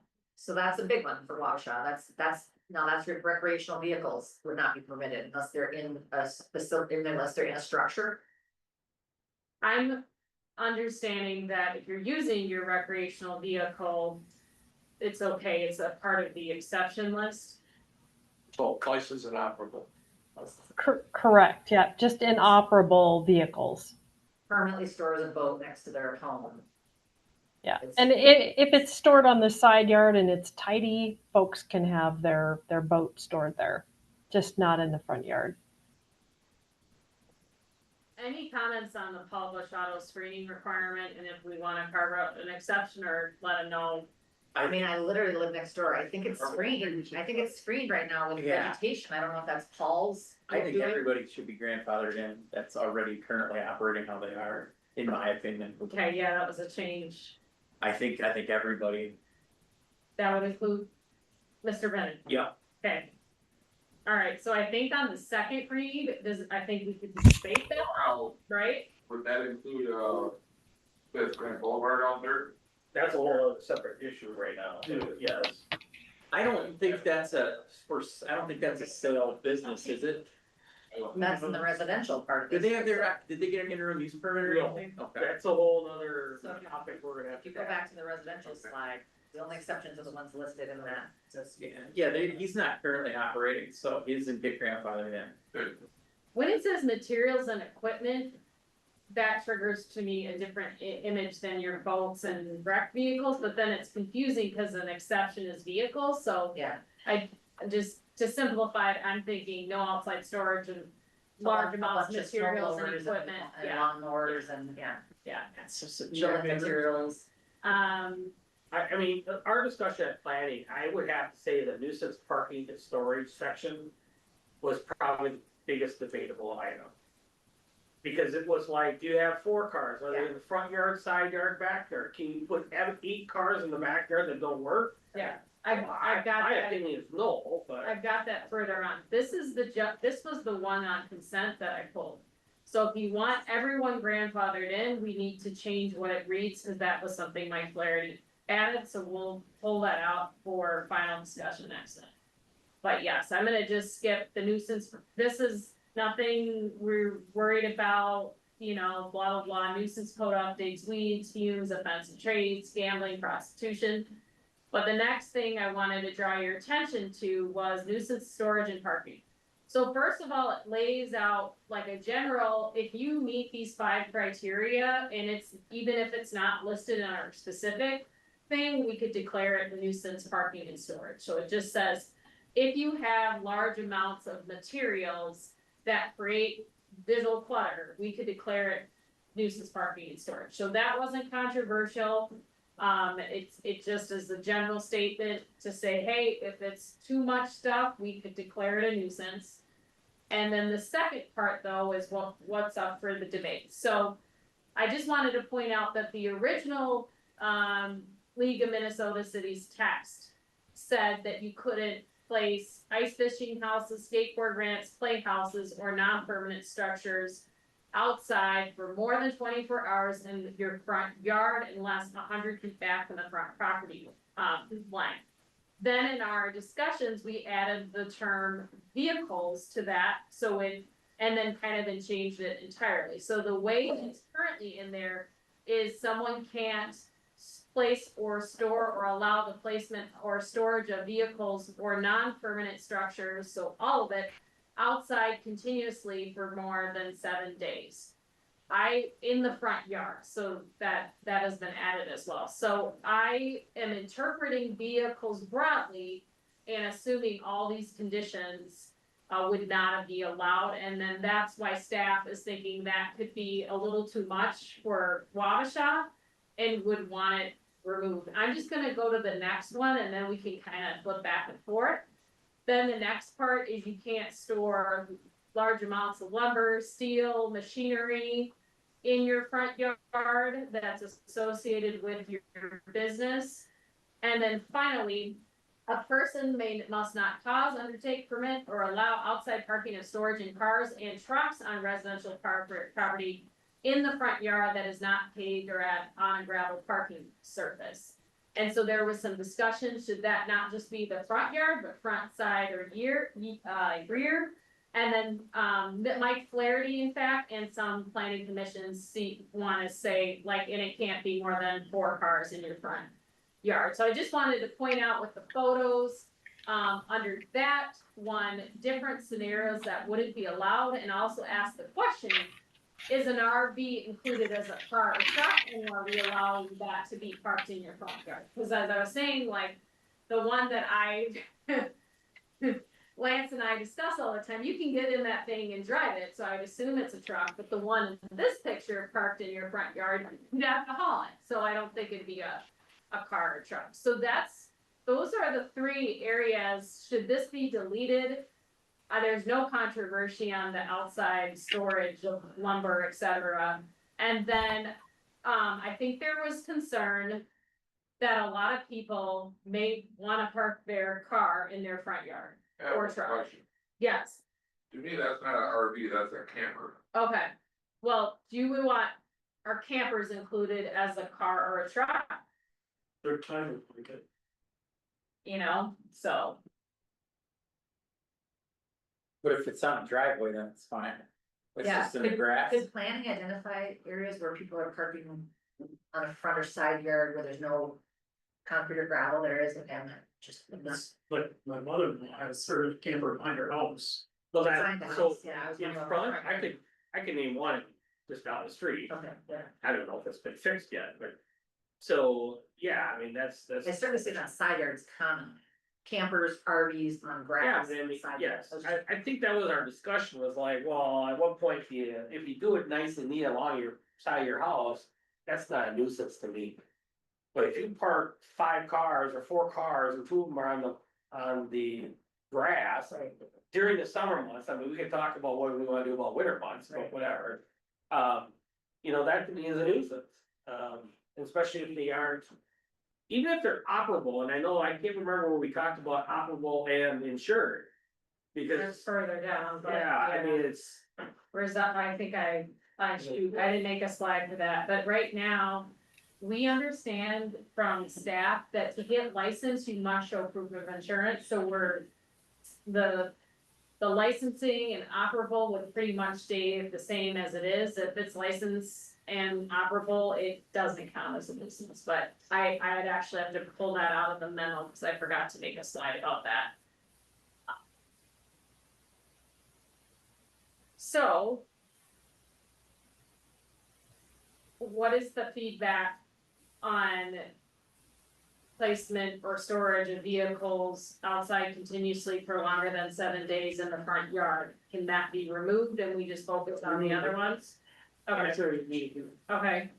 And then now to here, are we comfortable with saying you can't park cars and trucks in your front yard? And you wanna put a cap on the number? Well, if it has to be on concrete, I think there's only so many that would fit on a concrete So one surface. thing we need to talk about there is, in the winter time, when there's snow, there's a lot of people park their cars on the boulevard, you know, that's a nuisance. Now, just one point of clarification, these 4 cars, they're licensed? They're okay? It's just if they're not licensed, or is this all cars? This would say, even if they're licensed, Okay, Brian, Thank you you. have 4 cars Gotcha. parked on your grass. I think the point is, you just can't throw them into the front yard. how many people are gonna have 4 cars There's a number. in the grass, all in the grass? I know there's one on Jefferson that hasn't been, it's been addressed, it's been in county with the county attorney forever. So I don't know, yeah. I don't think it happens like there's 80 of them, Yeah. but there are I don't probably. reckon it'd be anything. That all kind. 4 cars. Well, even if it shouldn't be before, but I mean, you could debate the number, like I say, you could debate the length they're on. Yeah, I just think you gotta try really hard to get 4 cars in the grass in your front yard. Well, this would be 4 cars probably on the front yard. Does that front yard include the driveway or is it just grass? I think it's just the grass. That's the point I think we're trying to clarify. Right now, the way it's written, you couldn't put any of your cars on your grass. If you add, and then in addition to it, if you wanna say, and no more than 8 cars parked at all. So getting back to my thing about The snow. them parking on the Pull over. grass, or winter grass, the snow removal, is that? You could add the, for no longer than 7 days things to cover that, you could say Or less than 7 days. less than 7 days, you can't have any. Cars or trucks on a residential property in the front yard. That is not paid for more than 7 days and add that. 72 hours. Right. For 72 hours. So again, the time. Snow emergency covered winter. Yeah. I think We that, obviously make exceptions if there's a tsunami, people couldn't move their cars, it's not like we're gonna run around. I'm with you. Yeah, I agree. Some of the time frame is debatable. It's just, I think what they're getting at is we're Well, trying to it's figure. like, state fair parking and university game parking, it very much makes sense for communities where you're gonna definitely put as many cars as you can fit on your grass, whereas we don't see that very often. But it happens. I like adding for more than 72 hours or 7 days or something, and then if it's a special one-time event where friends are coming for the grad party. You know, you wouldn't wanna say, oh, everyone's coming for the grad party, needs to park on the grass, I guess. I like 72 hours. Okay? Christie, do you guys want us to go over the licensing process? I know we're tired, so I didn't do a slide on that. It would read how it does today. If it's operable license and tab, it can't be declared a nuisance. We talked about insured, but then we were told you need to be insured to get licensed, so we thought that was duplicative. It's just extra language, so I don't think you need it. Okay, and then the other thing is, you gotta remove your snow and ice, don't have uncovered wells, don't have barbed wire, structures hanging over the sidewalk, there is some noise. So theoretically, if you did have a loud Airbnb, you could contact the police, but I know people rarely don't. We are gonna add under the permitted, construction activities, no construction activities after 10 PM or before 6 AM, but we are gonna add something about receiving authorization from the city, cause I just remembered when we did the water sewer replacement, we had to do it in the middle of the night. Yeah. And then lights could be declared a nuisance if you've got lighting that's shining in your neighbor's yard or it's too bright, could be also declared a nuisance, so. So, Well, question, go ahead. go ahead. Oh, question then. So. The trailer court on 7th Street, those trailers, they're boarded up, they're considered a nuisance?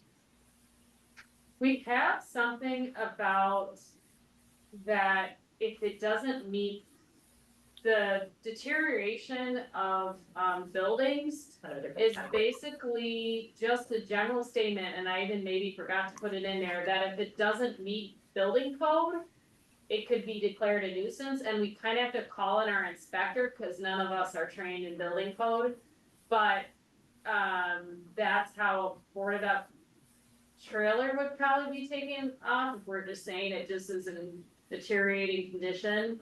We probably have to see if it meets building code. Isn't there something about like vermin and there'd be another? There's vermin and stuff.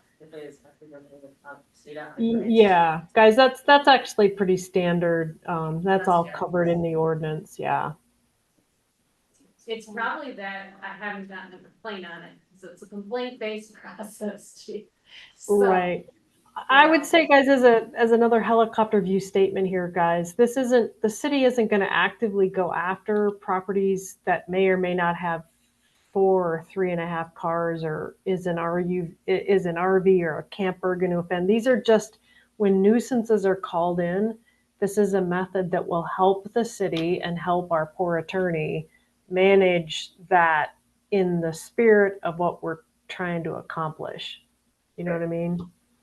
So this was drafted from the model ordinance from the League of Minnesota Cities. It's probably Yeah. been adopted by hundreds of municipalities across the state. So we're not going to go after folks. We do want to make sure that some of this stuff is reflective of what you guys specifically don't think that won't be a problem, because you could have a vindictive neighbor that says, well, there's 5 cars, go out and make them take it away, and you don't want to end up being Big Brother that way. But largely, these are intended to provide you with the reasons for a nuisance, not to go tackle people.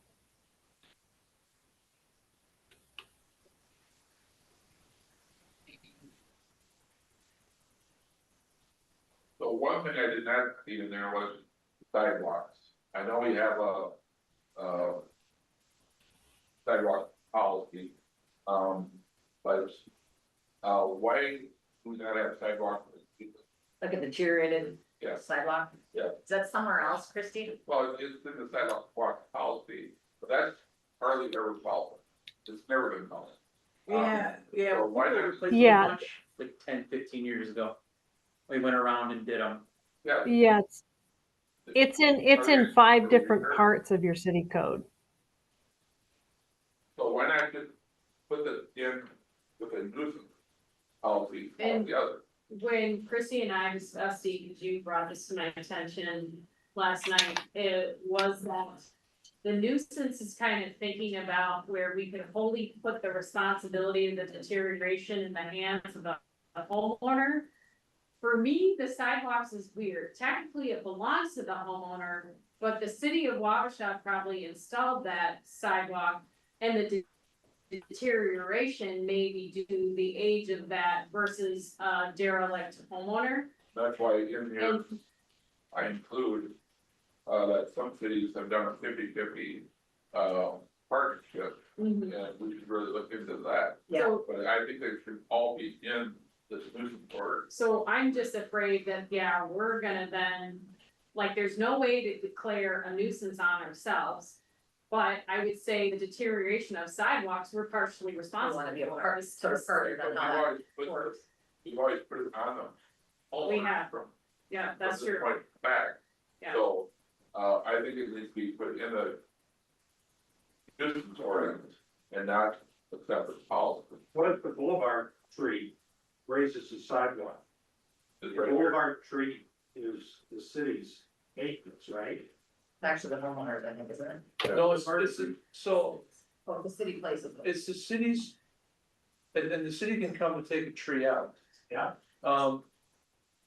Or you could agree to continually repair the sidewalk, which is the case, at least on one property. Uplifted or something, raise it, vertical separation of more than one half and three.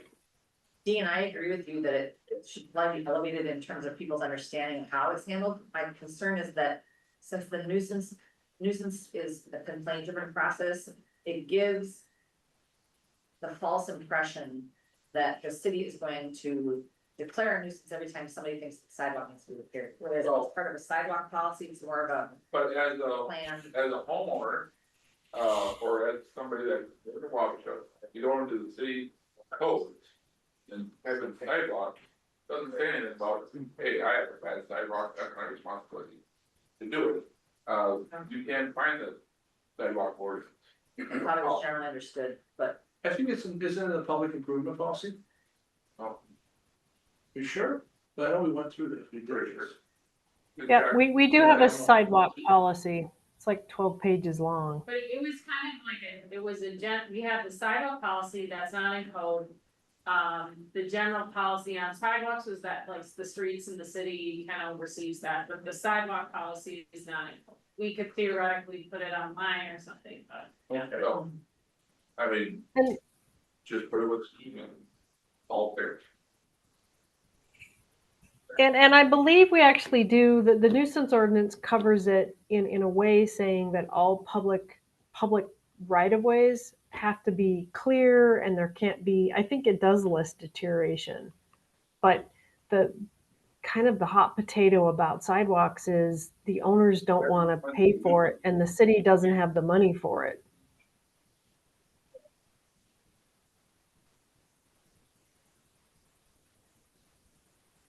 I don't want it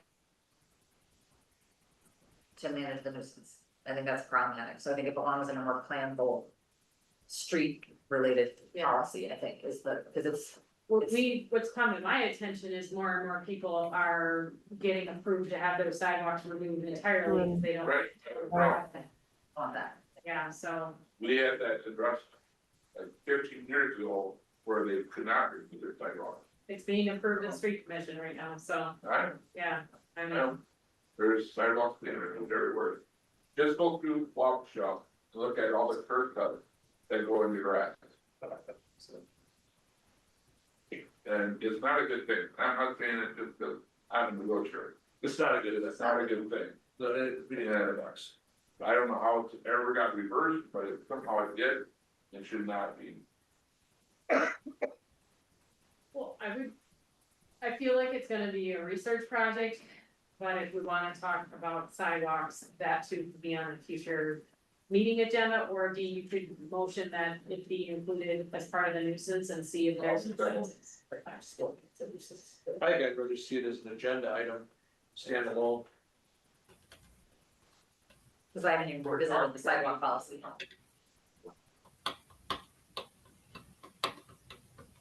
Don't say one. We have a motion, we have a second, to include sidewalk criteria in nuisance language. Do we have a second? Otherwise, Include it, it sorry. won't go where it is. It won't find. You don't think so? No, absolutely not. We've had a policy for 30 years. And it's not been followed. Well, then enforce it, I mean, let's have it on the agenda, let's say what we need to do. Yes, I'd like to see, because I know that we have required homeowners to replace sidewalks. Right, but we never follow up on it. And it's 100% at their cost, so they have no incentive to, hey, to tell them to do it, I better do it. Why would they? Right now, if you are in a wheelchair, scooter, walk or whatever, there's one way to get from the downtown to Quick Trip. You can't take Pembroke, because Pembroke is, Totally broken. you know, just here. And. You know, Big Allegheny. but that, But there's no sidewalk there. well, I go right down Allegheny, right, yeah. That's Thank God I had that sidewalk put in. Sidewalk too, Is there there? I think it's a separate discussion. I think we might be failing a second. I don't think we're failing a desire to address it, but I think we're failing a second. But we can look at. We certainly could put the sidewalk policy on there, we can certainly say, under no circumstances can you remove a sidewalk or must appear before council, right now it's a commission decision, but. Yeah, so, I think I'd like to have Tony, because I want to chime in on this.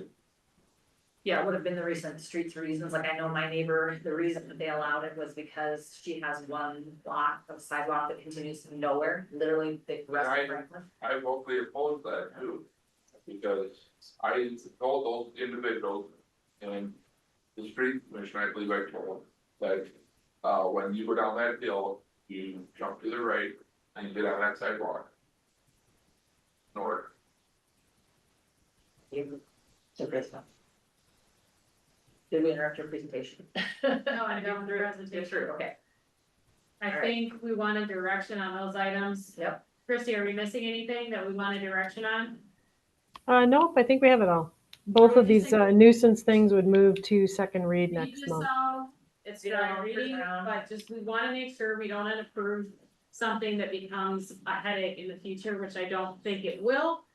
But I think with these changes, it's still pretty solid, so. Why? Want the new enforcement for a lot of. Oh, yeah. I'm gonna head on out, I gotta take one. Or start, thank you, Dean. Thanks, Dean. I'm getting a bedtime reminder, so we'll try to wrap this up. Well, Not to stop. for the nuisance stuff, though, there's like a process, Yeah. right? So that you have it, you make contact, send a letter. Right. I'd like to see something change in here, because in a lot of cases, it's habitual. So once we go through that process once, Right.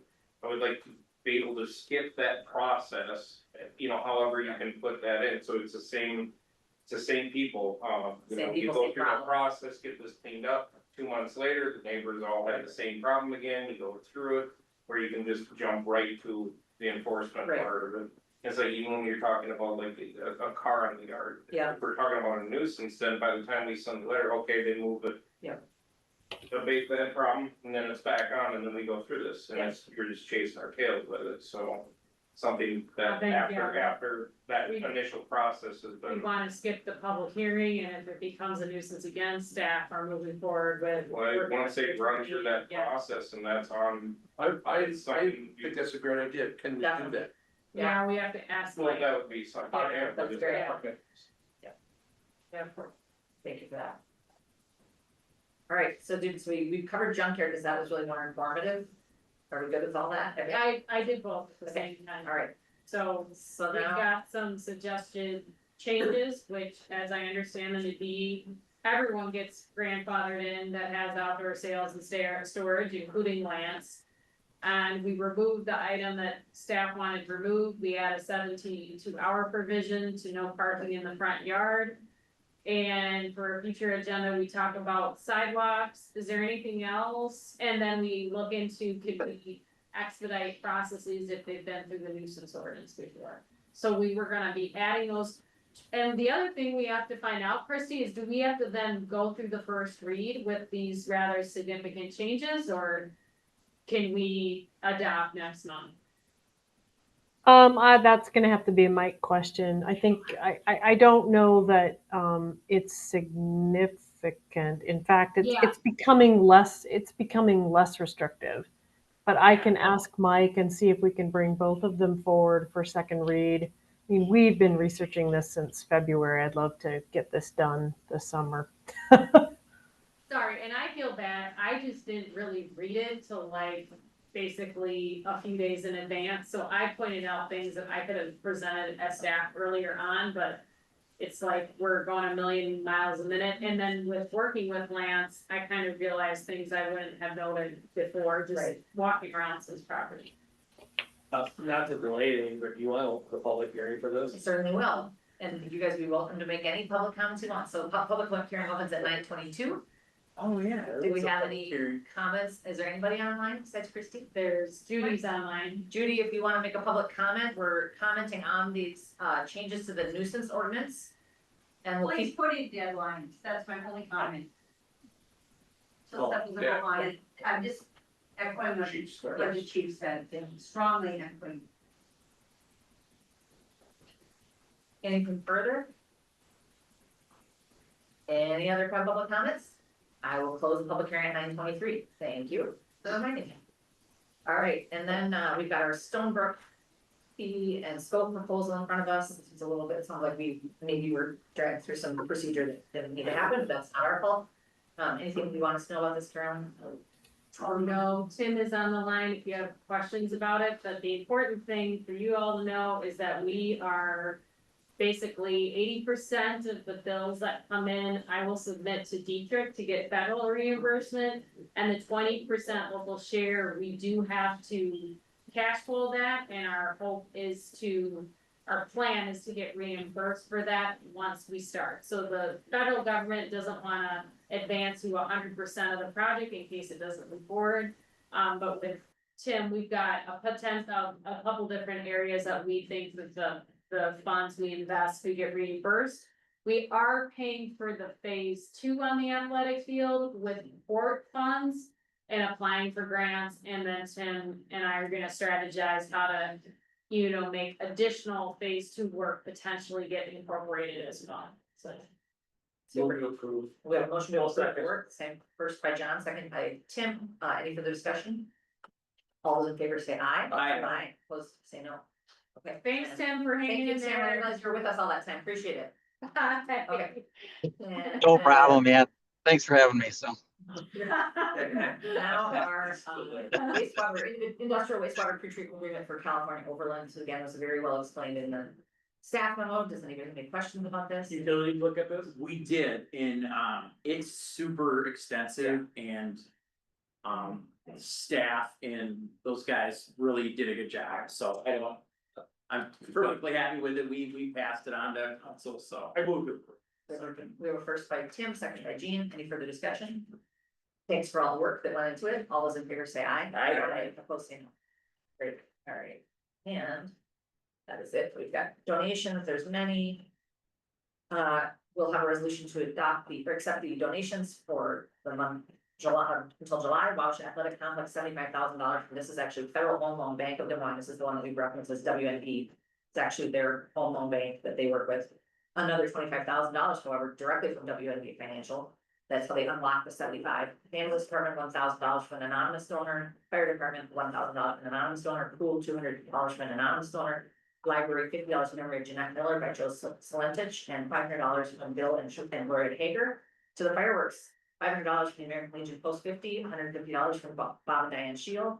And for the electric vehicle charger, $500 from Mary Funk and $100 from Laura Frederickson. We have a motion to accept these donations. Thanks, Jeff. First by Jeff, second by Brian. All those in favor say aye. Aye.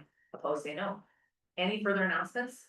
All right. Motion adjourned. Thank you, Jean. I'll second. We have a first by Jean, second by Tim. Any further discussion? Otherwise, all those in favor say aye. Aye. Thanks, guys. That's a record. Right. Can we put? Can we put the Main Street?